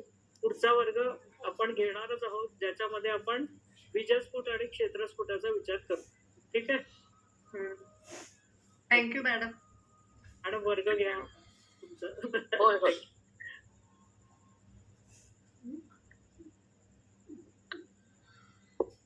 नमस्कार. श्री गणेशाय नमः. गुरुभ्यो नमः. मागच्या वेळेस आपण भावचलित कुंडली बघत होतो आणि आपण डॅलस US मधले भावचलित कुंडली बघितली ज्याच्यामध्ये आपल्याला भावाचा लोप झालेला नव्हता अशी कुंडली आपण बघितली. आणि मग त्याच्यामध्ये ग्रह कसे मांडायचे ते आपण बघितलं की भावचलितामध्ये जी मर्यादा आपल्याला दिलेली असते त्या मर्यादेच्या पेक्षा कमी असलेले ग्रह हे त्याच्या आधीच्या भावात जातात असं आपण म्हणू शकतो. आणि तसं आपल्याला तिथे काही ग्रह दिसले आणि मग आपण बघतो की भावचलितामध्ये ते ग्रह जर स्थान बदलत असतील तर त्याचा प्रेडिक्शन किंवा त्याचं फळ आपल्याला काही ना काही पत्रिकेमध्ये दिसत असतं आणि त्याप्रमाणे आपण त्याच्या फळामध्ये आपल्याला तिथे काही वेळेला बदल दिसून येतात की लग्न कुंडलीत तर तो त्या भावात नाहीये परंतु तो जर भावचलितामध्ये भाव बदलत असेल तर त्या दुसऱ्या भावाची सुद्धा फळं आपल्याला मिळताना दिसतात. तर आता आज आपण ही ग्लास्कोची कुंडली बघणार आहोत. त्याच्यामध्ये ही जी कुंडली इथे दिलेली आहे भावचलित कुंडली बघा. ते मागच्या वेळेस आपला असा विषय झाला होता की ग्लास्को ह्याचे जेव्हा आपण ग्रह हे करू तेव्हा 6 मार्च ही तारीख आहे आणि 6 मार्चला म्हणजे रात्री 12 नंतर म्हणजे 2:17 जन्मवेळ आहे. आणि आपल्याला जेव्हा त्याचं आपण ग्रहगणित वेळ काढली तेव्हा ती आपल्याला 6 तारखेला 5:30च्या नंतरची आपल्याला भारतातली ती मिळाली. आणि त्यामुळे आपल्याला 6 आणि 7 या 2 दिवसाचे ग्रह बघायला लागले. आणि 7 आणि 6च्या ग्रहांमधून मग आपण ग्रह स्पष्ट केले. ते मागच्या वेळेस आपला हा विषय झाला होता की मागच्या वेळेस जे आपण दिली होती तिथे दाखवली होती किंवा त्याचे ग्रह जे मांडले होते लिहिले होते त्याच्यामध्ये थोडा बदल आपल्याला त्यामुळे दिसला. तर इथे आपण आता ते ग्रह आपण इथे दिलेले आहेत सगळे आणि भाव पण आपल्याला दिलेले आहेत. तर आपण आधी काय करणार आहोत की भाव मांडून घेणार आहोत. तर इथे आपल्याला वृश्चिक लग्न आलेलं आहे जे 4 अंशाचं आहे. 4 अंश 25 कला आणि 41वी कला म्हणून त्याच्या समोर बरोबर आपण सप्तमाच्या इथे वृश्चिकच्या समोरची रास म्हणून आपण तिथे वृषभ रास मांडली. आणि वृषभेचे 4 अंश 25 कला आणि 41वी कला असं आपण लिहिले. त्याच्यानंतर आपल्याला वृश्चिक नंतर दुसरा भाव जो आहे तो धनु आहे. धनु 7 अंश 45 कला तो आपण सेकंड म्हणजे दुसरा पहिला आणि दुसरा भाव यांच्या मधली जी रेषा आहे जी मर्यादा आहे तिथे आपण ती धनु रास लिहिलेली आहे. धनु ही 7 अंश म्हणजे तो भाव धनु आहे जो 7 अंश 45 कला आणि 27वी कला आहे. त्यामुळे दुसऱ्या भावाच्या बरोबर समोर आपल्याला 8वा भाव दिसतो जो धनुच्या समोर म्हणजे मिथुन आहे. म्हणून आपण 7 आणि 8 याच्या मधली जी रेषा आहे जिथे 8वा भाव सुरू होतो तिथे आपण 7 अंश 45 कला आणि 27वी कला लिहिल्या आहेत. त्याच्यानंतर तिसरा आहे भाव जो मकर आहे. तो मकर आपण लिहिला 23 अंश 41 कला आणि 20वी कला आणि म्हणून त्याच्या समोर 8 आणि 9च्या मध्ये आपण कर्क लिहिलं 23 41 20. त्याच्यानंतर आपण बघितलं की मकर नंतर एकदम मीन आहे. त्यामुळे तिसरा आणि चौथा भाव यांच्या मधली म्हणजे तिसरा संपून चौथा सुरू होणार तिथे आपल्याला मीन रास आली म्हणून आपण तिथे मीन लिहिलं 4 अंश 27 कला आणि 56वी कला. मग मधली कुंभरास गेली कुठे? ते कुंभरास तिथेच आहे. मकरने तिसरा भाव सुरू झाला 23 अंशाचा. मग तिसरा भाव हा इथे खूप मोठा आहे. 23 नंतर जवळजवळ 23 41 म्हणजे आपल्याला इथे 6 अंश 20 कला ह्याच्या मकरेच्या राहिल्या. त्याच्यानंतर कुंभेचे 30 अंश आणि मग पुढे पुन्हा इथे 4 अंश म्हणजे 6 आणि 4 10 आणि 30 म्हणजे जवळजवळ 40 अंशाचा असा तो भाव आपल्याला इथे दिसतोय. आणि आपण जर बघितलं ग्लासगो तर त्याचे अक्षांश किती आहेत, आहे का कोणाला काही? ग्लासगोचे अक्षांश किती आहे कोणाच्या लक्षात? हा जवळजवळ 51 म्हणजे 52 अंशाच्या ह्याच्यावर आपण 52 अक्षांशावर म्हणजे खूपच वरच्या बाजूला आपण बघू ना तसं. म्हणजे त्या ठिकाणी जो आपण म्हणतो की पृथ्वी ही वृषववृत्ताकडे जिथे 0 अंश आहे तिथला तिचा आकार आणि ध्रुवाकडे जात असताना तिचा आकार याच्यामध्ये फरक आहे, चपटी आहे ती तिथे. त्यामुळे पुढचे वरचे जे सर्कल्स आपल्याला म्हणू आपण अक्षांशाचे ते खूप लहान असे दिसतात आणि त्यामुळे हा फरक आपल्याला आणखीन सुद्धा जाणवतो. म्हणजे जितका आपण पृथ्वी म्हणजे आपण जे वृषववृत्ताकडून उत्तरेकडे किंवा दक्षिणेकडे दोन्हीकडे जसं जसं आपण उत्तर ध्रुवाकडे जात जाऊ तसं तसं आपल्याला हे जास्त जाणवतं. मला हवाय. तुम्हाला सूर्योदय किंवा दिनमानाचा सुद्धा विचारतो तुमच्या हे पण लक्षात येईल की अगदी जेव्हा आपण वरचे देश बघतो, ग्रीनलँड म्हणा किंवा आणखीन वर जितकं जितकं आपण उत्तर ध्रुवाकडे जाऊ तितकं तुम्हाला असं दिसतं की काही ठिकाणी म्हणजे उत्तर ध्रुवावर 6 महिने रात्र आणि 6 महिने दिवस काम घेतलं त्याने हातात. म्हणजे असं सगळं असल्यामुळे पृथ्वीच्या कलत्या अक्षामुळे इन्क्लाइंड त्याचा जो आस आहे त्याच्यामुळे ते हे सगळं घडतं. आणि म्हणून अशा वेळेला आपल्याला हे इथे जवळजवळ बघा हा तिसरा जो भाव आहे तो जवळजवळ 40 अंशाचा झालेला दिसतोय आणि त्याच्यानंतर आपल्याला मीन येते आणि चौथा भाव हा मीन 4 अंश 27 कला. आणि म्हणून ती कुंभ रास आपण त्या मकर आणि मीनेच्या बरोबर मध्ये दाखवली आहे.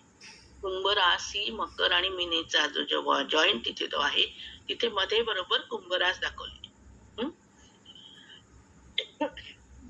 त्याच्यानंतर आपल्याला 5वा जो भाव आहे तो मीनेनंतर मेष आहे, तो 1 अंश आहे आणि मेषे नंतर आपल्याला मेषच दिसतोय. दोन्ही भाव मेषेचेच आहेत आणि मेष तिथे डबल झाली, एकाचा लोप झाला ते 1 डबल येणार आहे. त्यामुळे तिथे मेष 19 अंश. म्हणजे इथे बघा हा जो 5वा भाव आहे हा 5वा भाव तुम्हाला चौथा भाव आणि 5वा भाव दोन्ही लहान दिसत आहेत. 5वा भाव बघा 1 आणि 19 म्हणजे फक्त 18 अंशाचं झालेलं आहे. मेष 1 अंश आणि मेष 19 अंश, 19 ते 20 म्हणून 44 आहे तर साधारण 20 अंशाचा तो झालेला आहे. कारण 360 अंशाचे जेव्हा इथे मध्ये मोठा 40चा जाईल तर पुढे ते कुठेतरी ते भाव कमी होताना दिसणार आपल्याला, कारण टोटल शेवटी 360 आहे ती बदलणार नाही. नंतर आपल्याला इथे मेष 19 अंश 44 कला हा 6वा भाव आपल्याला सुरू होतो. तसंच मेषेच्या समोर तूळ आहे त्यामुळे इकडे 10वा आणि 11वा भाव दोन्हीच्या तिथे तुम्हाला तूळ रास दिसतीये. 1 अंश 10 कला आणि तिकडे तूळ आहे ती 19. तसंच कुंभे जिथे मीनेच्या समोर कन्या आहे आणि कर्क आणि कन्यामध्ये सिंह राहिली, तिचा लोप झाला. तसा कुंभेचा झाला तर तिच्या समोरचा जो भाव आहे त्याचाही लोप होणार आहे. त्यामुळे इथे सिंह इथे तुम्हाला दिसेल की सिंह राशी कन्या आणि कर्कच्या मध्ये तुम्हाला भाग्यामध्ये लिहिलेली दिसेल. आता हर्षल आणि वृषभ आपण बघितले तेव्हा अशी ही 12 ही आपण ज्या स्थान आहेत त्या 12 स्थानांची किंवा 12चे भाव आहेत त्या सगळ्यांचा जो भावारंभ आहे तो आपण इथे सगळीकडे लिहिलेला आहे. आता हे जे सांगितलं त्यात कोणाला काही प्रश्न विचारायचा आहे का?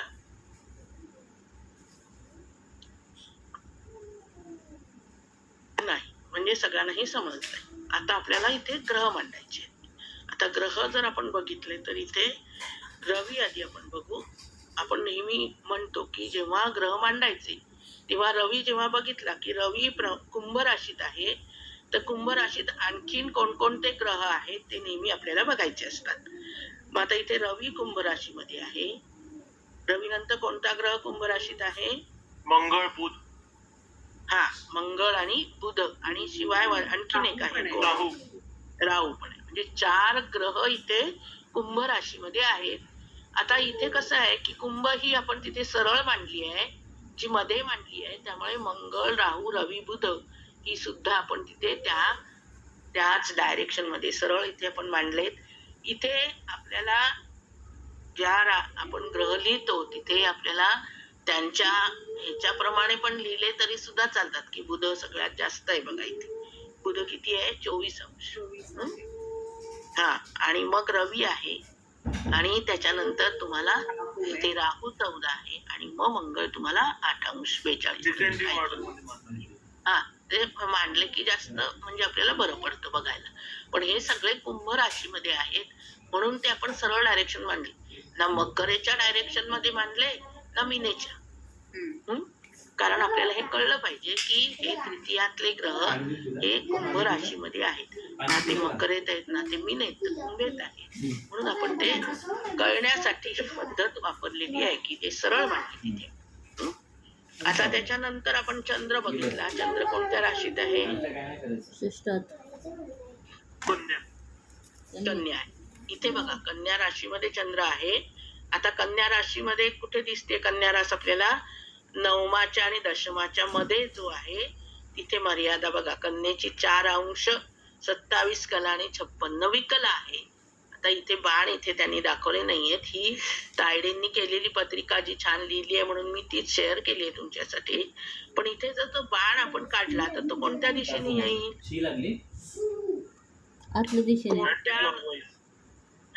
नाही, बाण हा क्लॉकवाईज जाईल ना?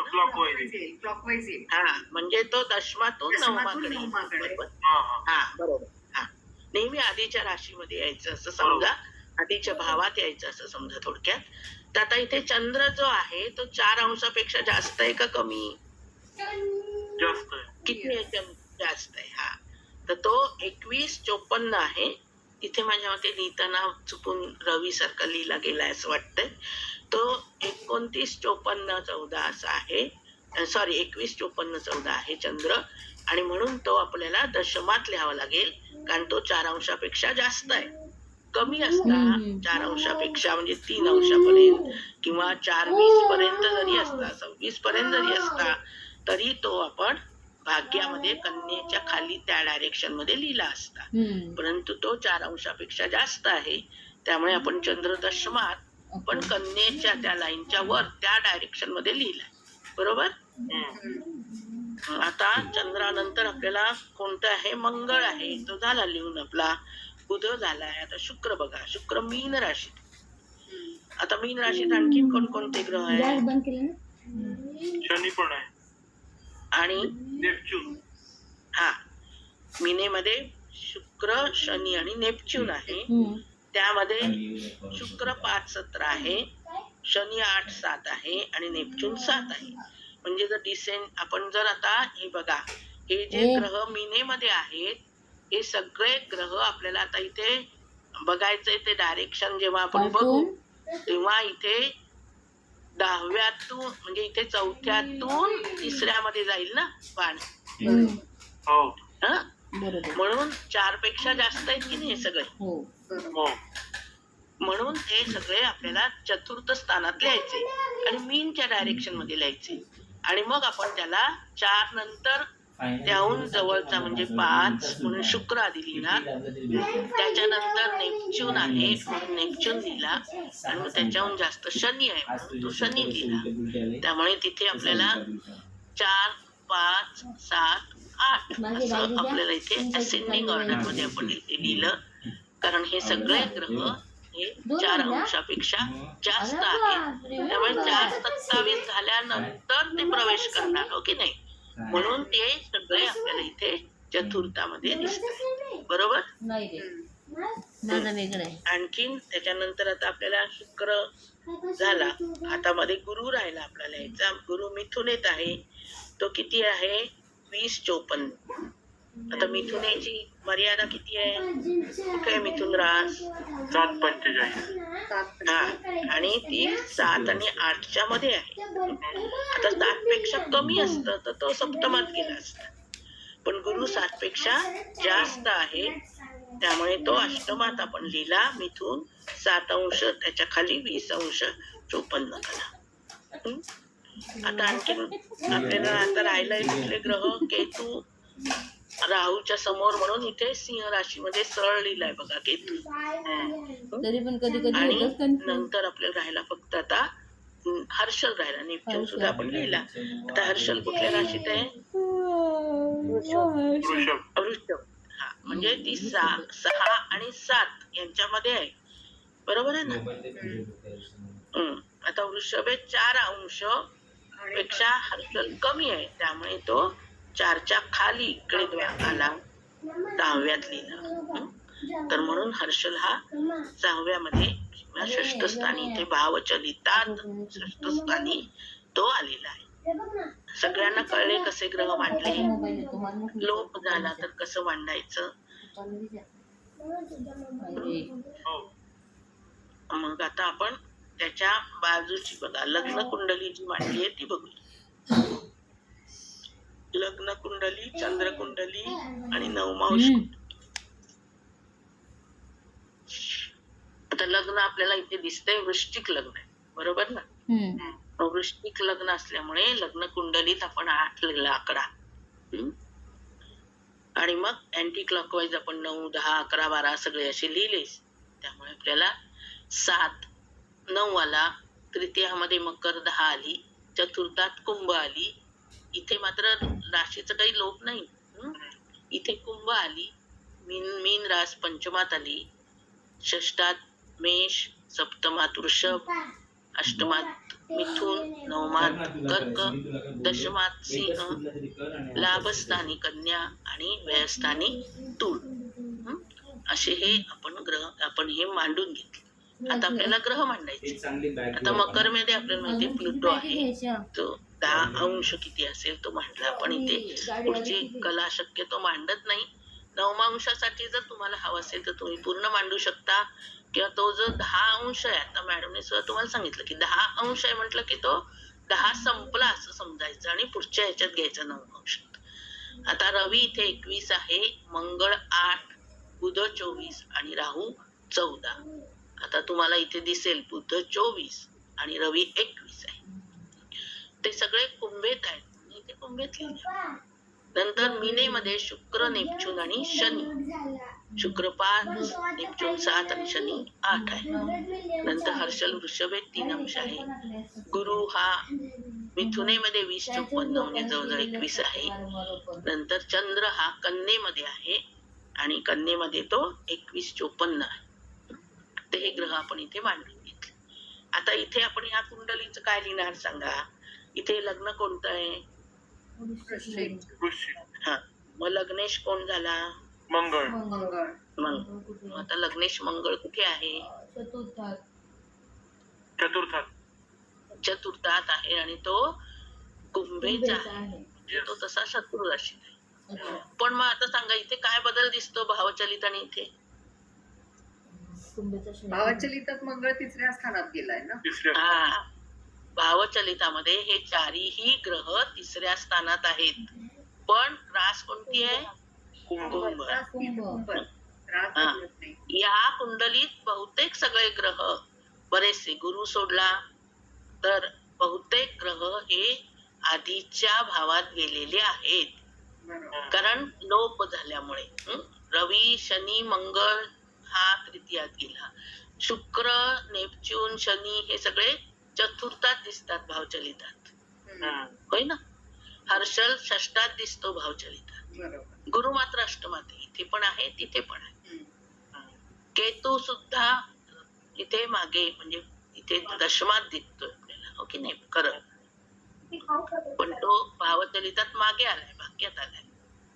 आणि चंद्र सुद्धा बघा इथे लाभस्थानी आहे, पण भावचलितात तो कुठे आहे? दशमात आहे. हा, तर बहुतेक सगळे ग्रह, गुरु सोडला तर बहुतेक सगळे ग्रह हे या ठिकाणी त्यांच्या भावचलितामध्ये त्यांच्या मागच्या भावामध्ये जात आहेत, पण रास नाही बदलत. त्यामुळे ह्या पत्रिकेमध्ये आपल्याला प्रेडिक्शन करताना थोडं लक्ष द्यावं लागणार आहे. आता इथे योग बघू आपण. कोणते कोणते योग तुम्हाला दिसतात सांगा? शुक्र युती शनी अंशात्मकच आहे. युती नेपच्यून पण आहे. हो, म्हणजे या तिन्ही ग्रहांचा. नेपच्यून पण आहे. हा, बरोबर. आणि चंद्र केंद्र योग गुरु. हा बरोबर. आणखीन चंद्र आणि रवीचा सुद्धा बघा षडाष्टक योग झाला. हो 1 2 3 4 5 6 7. हम्म. बरोबर. हा. आणि आता रवी बुध बघा किती आहेत अंश. 21-24. हा म्हणजे 5पेक्षा कमी आहेत ना. हो. हम्म. म्हणजे ते पण आपण रवी युतीमध्ये धरू शकतो. हा रवी बुद्धी. बर आता उच्च नीच काय ग्रह आहेत का. शुक्र उच्च आहे. हा शुक्र उच्च राशीमध्ये उच्चित आहे. आणि गुरु आणि रवीचा बघा अगदी अंशात्मक त्रिकोण योग आहे. नवपंचम.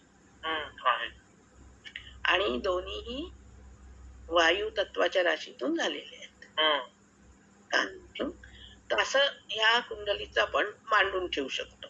आता भावचलितात आपण म्हटलं की ते तर आपलं झालंच की शुक्र शनी नेपच्यून सगळे चतुर्थात आहेत. मंगळ राहू हे चारी ग्रह तृतीयात आहेत. हर्षल षष्ठात आहे आणि चंद्र दशमात आहे. म्हणजे फक्त गुरु आपल्याला इथे बदल नाही दिसत पण बाकी बहुतेक सगळे ग्रह हे तुम्हाला इथे बदल झालेले दिसते. आता चंद्रकुंडली बघा. चंद्रकुंडलीमध्ये काय आहे कोणते रास. कन्या. कन्या. हा म्हणजे कन्या राशीचं हे कन्या झाले चंद्र. आणि त्यांचं स्वामी कोण. बुध. बुध म्हणजे राशी स्वामी झाला बुध. आणि राशी स्वामी बुध इथे षष्ठ स्थानामध्ये आहे बघा. पनवेलला की बाहेर. नंतर शुक्र नेपच्यून शनी हे सगळे सप्तमात आले. आणि षष्ठामध्ये रवी बुध राहू मंगळ आहेत. षष्ठातला रवी चांगला आहे इथे. इथे सप्तमामध्ये शुक्र शनी युती आहे. आणि पण शुक्र इथे उच्च राशीमध्ये आहे. हे तेवढं. आता नवमांश बघा. आता लग्न जे आहे आपल्याला इथे ते 4 अंश आहे ना. आणि 25 कला म्हणजे कोणतं येईल. नवमांश कोणता येईल. सिंह नवमांश. सिंह नव. सिंह नवमांश. कारण हे बघा 8 ही जलतत्व. त्याच्या नवपंचम बघितले तुम्ही 8 12 4. 4 पासून सुरुवात होईल. हा 4 ही चररास म्हणून 4 पासून सुरुवात. आणि आता 4 25 म्हणजे 3 20 पेक्षा जास्त आणि 6 पेक्षा कमी. अगदी 20 नाही धरले तरी 3 पेक्षा जास्त आणि 6 पेक्षा कमी म्हणजे दुसरा. म्हणजे 4 पहिला आणि 5 दुसरा म्हणजे सिंह नवमांश. बरोबर. मग आपण नवमांशात सिंह लिहिली लग्नस्थानी आणि मग सगळे अँटी क्लॉकवाईज नेहमीप्रमाणे मांडले. आता आपण बघू इथे जसे ग्रह आपल्याला दिसतील तसं आपण बघत जाऊया.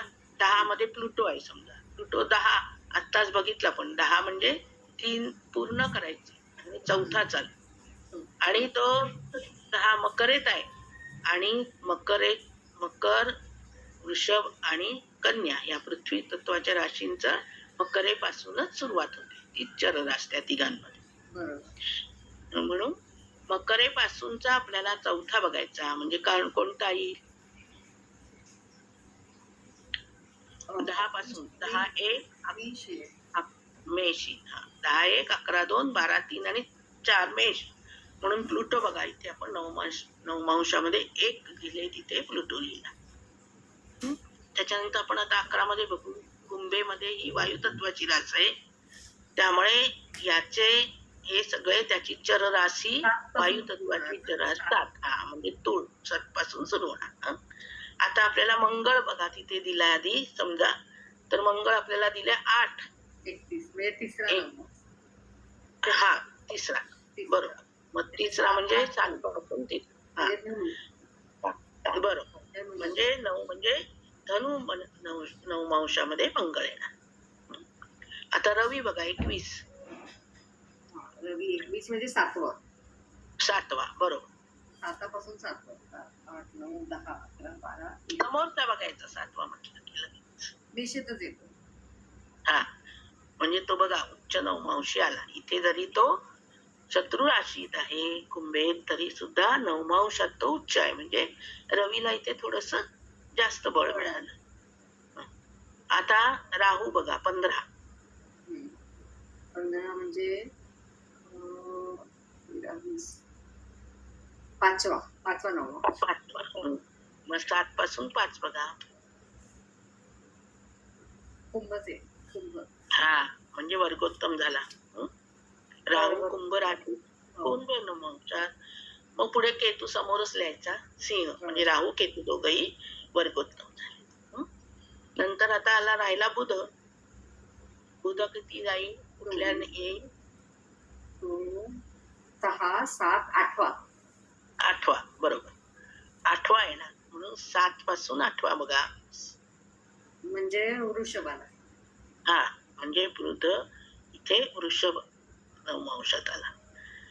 आणि त्याचप्रमाणे शुक्र शनी आणि नेपच्यून हे तिन्ही आता मीन राशीतला दुसरा नवमांश. हा मीन म्हणजे 4 पासून सुरू करायचं म्हणजे 5व्या ह्याच्यात. हो बरोबर सिंह नवमांशात. आणि शनी आणि नेपच्यून दोघही 7 आणि 8 आहेत म्हणजे एकाच नवमांशात येणार. त्याच्या पुढच्याच म्हणजे कन्या नवमांशात येणार. नंतर हर्षल जो आहे तो तिथे 3 अंश किती वर कला आहे दुसरा नवमांश. तो 3:20 पेक्षा जास्त आहेत कला त्यामुळे तो कुठे येईल दुसऱ्या नवमांशात येईल. म्हणजे आपल्याला इथे तो 10 म्हणजे 10 नंतरचा दुसरा म्हणजे 11. 11 म्हणून हर्षल पण इथे कुंभ नवमांशात आला. आणि नेपच्यून तर आपण घेतला चंद्र घेतले झाले मला वाटतं सगळेच ना ग्रह. गुरु राहिला. गुरु किती आहे? 7वा बरोबर. आणि 7वा. 7 पासून 7वा. हो मेष बरोबर. म्हणजे तो मेष म्हणजे गुरु हा मेष नवमांशात आहे. म्हणजे गुरु इथे बुधाच्या राशीत म्हणजे शत्रू राशीत झाला. नेहमी जोडी लक्षात ठेवा. मंगळ गुरु आणि रवी हे 3 एकत्र असतात. ते साधारण एकमेकांचे मित्र असतात. आणि शुक्र शनी बुध हे असतात. चंद्र हा तुम्हाला माहितीये त्याच्या पोझिशनवर पण बऱ्याच वेळा अवलंबून असतो. पण ह्या 3 यांची तुम्ही केली की तुम्हाला साधारण लक्षात येतं पटकन. आणि दुसरं म्हणजे आता तुम्ही पुढे शिकणार आहात कुठल्या लग्नाला राजयोग कारक किंवा शुभाशुभ ग्रह. शुक्र शनी बुधाबरोबरच येईल ना त्यांचा मित्र ना. हो पण राहू केतूला तसं हे नाहीये ना म्हणजे ते बिंदू आहेत त्यामुळे त्यांना तसं हे दिले लग्न राशीचा स्वामी येत नाही ना तो कधी. पण तरी मी शुक्राचा मित्र म्हणतो ना आपण. शुक्र शनी तसं होऊ शुक्राचा मित्र असंही होऊ शकतो पण तो आताच तुम्ही बघितलं राहू केतूचे योग. तो राहू शुक्रावर आला तर तो वेगळं हे दाखवतो ना. हा म्हणून राहू केतू नाही याच्यात धरायचे. साधारणपणे हे 3 ग्रह हे का सांगते मी तुम्हाला आणखीन की जेव्हा आपण प्रत्येक लग्नासाठी शुभाशुभ ग्रह बघतो त्यावेळेस ही जी गुरु मंगळ आणि रवीची जी लग्न येतील त्यांना शुक्र शनी बुध नेहमी मारक काही ना काही स्थानी येतात आणि त्यामुळे ते मारक होतात. आणि तसंच शुक्र शनी आणि बुध यांच्या लग्नाला हे 3 ग्रह मारले. रवी मंगळ आणि गुरु आणि त्यांचे राजयोग चंद्र सगळ्यांचाच मित्र आहे तसा ना. साधारण म्हणजे तो कुठल्या ह्याच्यात आहे ना तो म्हणजे बलवान आहे की नाही. साधारण शुक्ल पंचमी पासून ते कृष्ण पुढे म्हणजे तो 5 दिवस आधी साधारण दशमी पर्यंत किंवा एकादशी पर्यंत ना. हा पर्यंत तो. एक मिनिट मला महाराव मॅडमनी सांगितलेलं आठवलं. ए ग्रुप आणि बी ग्रुप म्हणजे रवी मंगळ हे ए ग्रुप मध्ये आणि बी वाले दुसऱ्या ग्रुप मध्ये ते ते न पटणार. कारण चंद्र सहसा एकादशी आणि ह्याच्यामधनं पंचमी ह्याच्यामधला तो हे असतो ना म्हणजे जेव्हा त्याचा प्रकाशित भाग जास्त असतो तेव्हा तो बलवान समजायचा असं समजलं जातं साधारण. मी असं पण ऐकलं की आपण रामनवमी ते कृष्णाष्टमी त्यामुळे शुक्ल नवमी ते कृष्णाष्टमी पर्यंतचा चंद्र. बरोबर याचंही लक्षात तुम्ही ठेवू शकता. बरोबर. तर अशा रीतीने प्रत्येक वेळेला ही भावचलित कुंडलीचा फक्त आपल्याला ग्रह कुठे जात आहेत हे बघण्यासाठी लक्ष द्यायचं असतं. आणि याप्रमाणे सगळ्या प्रत्येक वेळेस आपल्याला या 3 कुंडल्या मांडाव्या लागतात. म्हणजे मग त्यामुळे आपल्याला साधारणपणे पत्रिकेचा अंदाज येतो, त्याचा दर्जा लक्षात येतो, काय आहे काय नाही. कधी कधी काही भावांसाठी खूप चांगलं फळ असतात आणि चंद्राकडून आणि लग्न कुंड दोन्हीकडून ती बघायची. दोन्हीकडून थोडे वेगळे आपल्याला त्याचे म्हणजे आपण म्हणू की त्याचं दृष्टिकोन वेगळा दिसतो, थोडं वेगळं आपल्याला जाणवतं. कधी कधी कोणती कुंडली प्रभावी ठरते, कोणती नाही असंही होऊ शकतं. आणि मग ती फळं आपल्याला तिथे दिसतात जेव्हा आपण म्हणतो ते.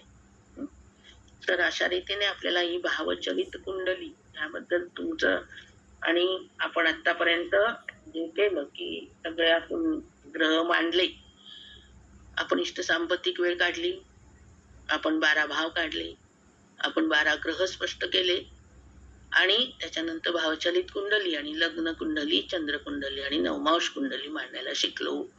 कसं आपण गणित करणार आहोत आणि काय प्रकाराने. आता आपल्याकडे कुंडली तयार प्रेडिक्शन साठी.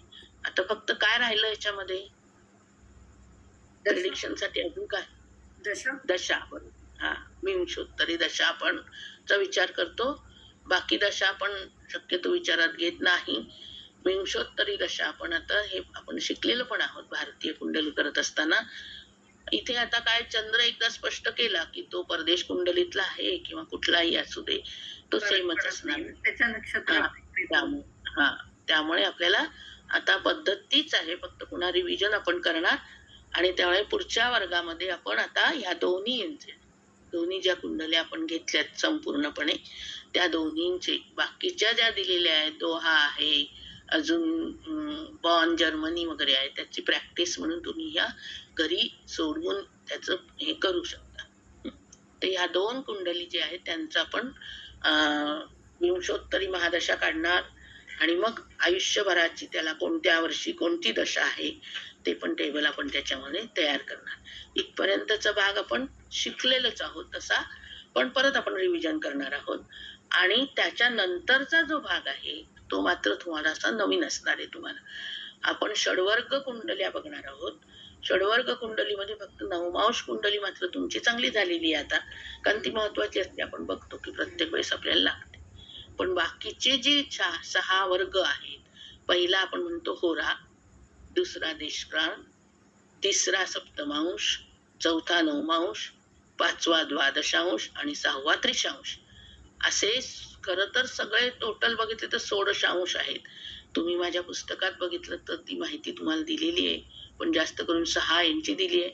पण ज्योतिष सोबतीत जर तुम्ही बघितलं तर 16 पर्यंतची कोष्टकं तुम्हाला दिलेली आहेत, ती सुद्धा तुम्ही बघू शकता.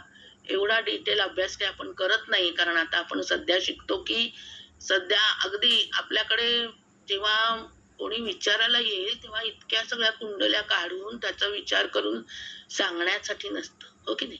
समोर जी व्यक्ती येते तिला तेव्हाच उत्तर पाहिजे असतं. म्हणून आपल्याला प्रश्नकुंडली जास्त साथ देते, कारण ती पटकन उत्तर देते एकतर. नाहीतर आपण त्याची कुंडली बघतो तेव्हा लग्न कुंडलीवरून, बाकीच्या योगांवरून. म्हणून आपण आता कविता मॅडम शिकवतायत, तुम्हाला सोनल मॅडम, सगळीकडे बघतो की जास्त करून लग्न कुंडली आणि मग तिथल्या ती चंद्र कुंडली वेगळी मांडायची. एकदा सवय झाली की चंद्राकडून काय योग होतात हे लग्न कुंडलीतही आपल्याला बघता येतातच, नाही का. त्यामुळे या दोन्ही जास्त करायचा असतो. परंतु बाकीच्या कुंडल्या ज्या आहेत त्यांचं काय महत्व आहे, त्याचा काय उपयोग आहे, त्याचा डिटेल मध्ये जर तुम्हाला काही अभ्यास करायचा असेल तर आपण कसं करू शकतो याच्यासाठी 6 आपण बघणार आहोत त्यातल्या महत्वाच्या. आणि त्या कशा काढायच्या त्याच्यासाठी कोष्टक ज्योतिष सोबतीत दिलंय. गणिताने पण आपण काढू शकतो, पण गणिताने काढण्याची गरज आपल्याला त्या कोष्टक असल्यामुळे पडत नाही जर आपण असंच प्रेडिक्शन साठी शिकणार आहोत तर. ज्यांना ज्योतिषशास्त्री परीक्षेला बसायचं असेल त्यांना मात्र कोष्टक वापरण्याची परवानगी नसते, त्यांना गणितानेच हे सगळं काढावं लागतं. जसं आपण आता काढतोय नवमांश, आपण लक्षात घेतोय की कितवा नवमांश आहे, प्रत्येक भागात 3 20चा, मग कितवा नवमांश, मग त्याचा नियम आपण बघतो की तो त्या तत्वाच्या चर राशीपासून सुरुवात होतो. आणि मग तो नियम अप्लाय करून आपण ठीक आहे नवमांश ते शोधतो. आपण घेऊन जा बरोबर. झालं माझं काम. तसं प्रत्येक याचे काय नियम आहे, याला पण उचलून देशकाळ घेऊन जा. म्हणजे काय, होरा म्हणजे काय. तर होरा म्हटलं की त्या 30 अंशाचे समान, जसं नवमांशामध्ये 30 अंशाचे आपण समान 9 भाग करतो, म्हणून प्रत्येक भाग 3 20चा मिळतो. तसं जर तुम्ही होरा बघितलं तर फक्त 2च भाग करतो, म्हणजे 15-15 अंशाचे भाग होतात. मग तो 15 अंशामध्ये 2च असल्यामुळे तिथे फक्त रवी आणि चंद्राच्या राशी म्हणजे कर्क राशी बघितली जाते. आणि मग कर्क राशीत कोणता ग्रह मांडायचा, त्याचा जो काही नियम आहे त्यानुसार ते गणिताने करतात. परंतु आपल्याला ज्योतिषोक्ती जे कोष्टक दिलेलं आहे त्यात सरळ नुसतं कोष्टक बघितलं तरी सुद्धा आपण हे 6 वर्ग आपण काढू शकतो. आणि मग जशी नवमांश कुंडली मांडतो तसं या षडवर्ग कुंडल्या मांडतो आपण. आणि मग त्यांचा जसा नवमांशाचा आपण विचार करतो तसंच प्रत्येक ह्याचा की कुठल्या नवमांशात आहे, तो उच्च आहे का, नवमांशात नीच आहे का, त्याचं काय फळ आहे, कोणत्या राशीत तो गेलाय याचा विचार आपण करतो. तसंच देशकारण बाकी सगळ्यांचा विचार केला जातो. आणि प्रत्येक कुंडली ही ठराविक ह्याच्यासाठी वापरली जाते. आता सप्तमांश आजच तुम्ही पंचम स्थान शिकला, संतती योग, त्याच्यासाठी सप्तमांश बघितली जाते. तर देशकारण ही जी आहे ती भावंड सौख्यासाठी बघितली जाते. असं त्याचा उपयोग केला जातो. तर आपण आता, मला वाटतं वेळ झाली आहे, थांबूया. पुढच्या वेळेस आपण विंशोत्तरी महादशा बघणार आणि त्याच्यानंतर आपण ह्या षडवर्ग कुंडल्या बघणार. Thank you madam. Thank you madam. हा मॅडम, तुम्हाला खोकला झाला वाटतं.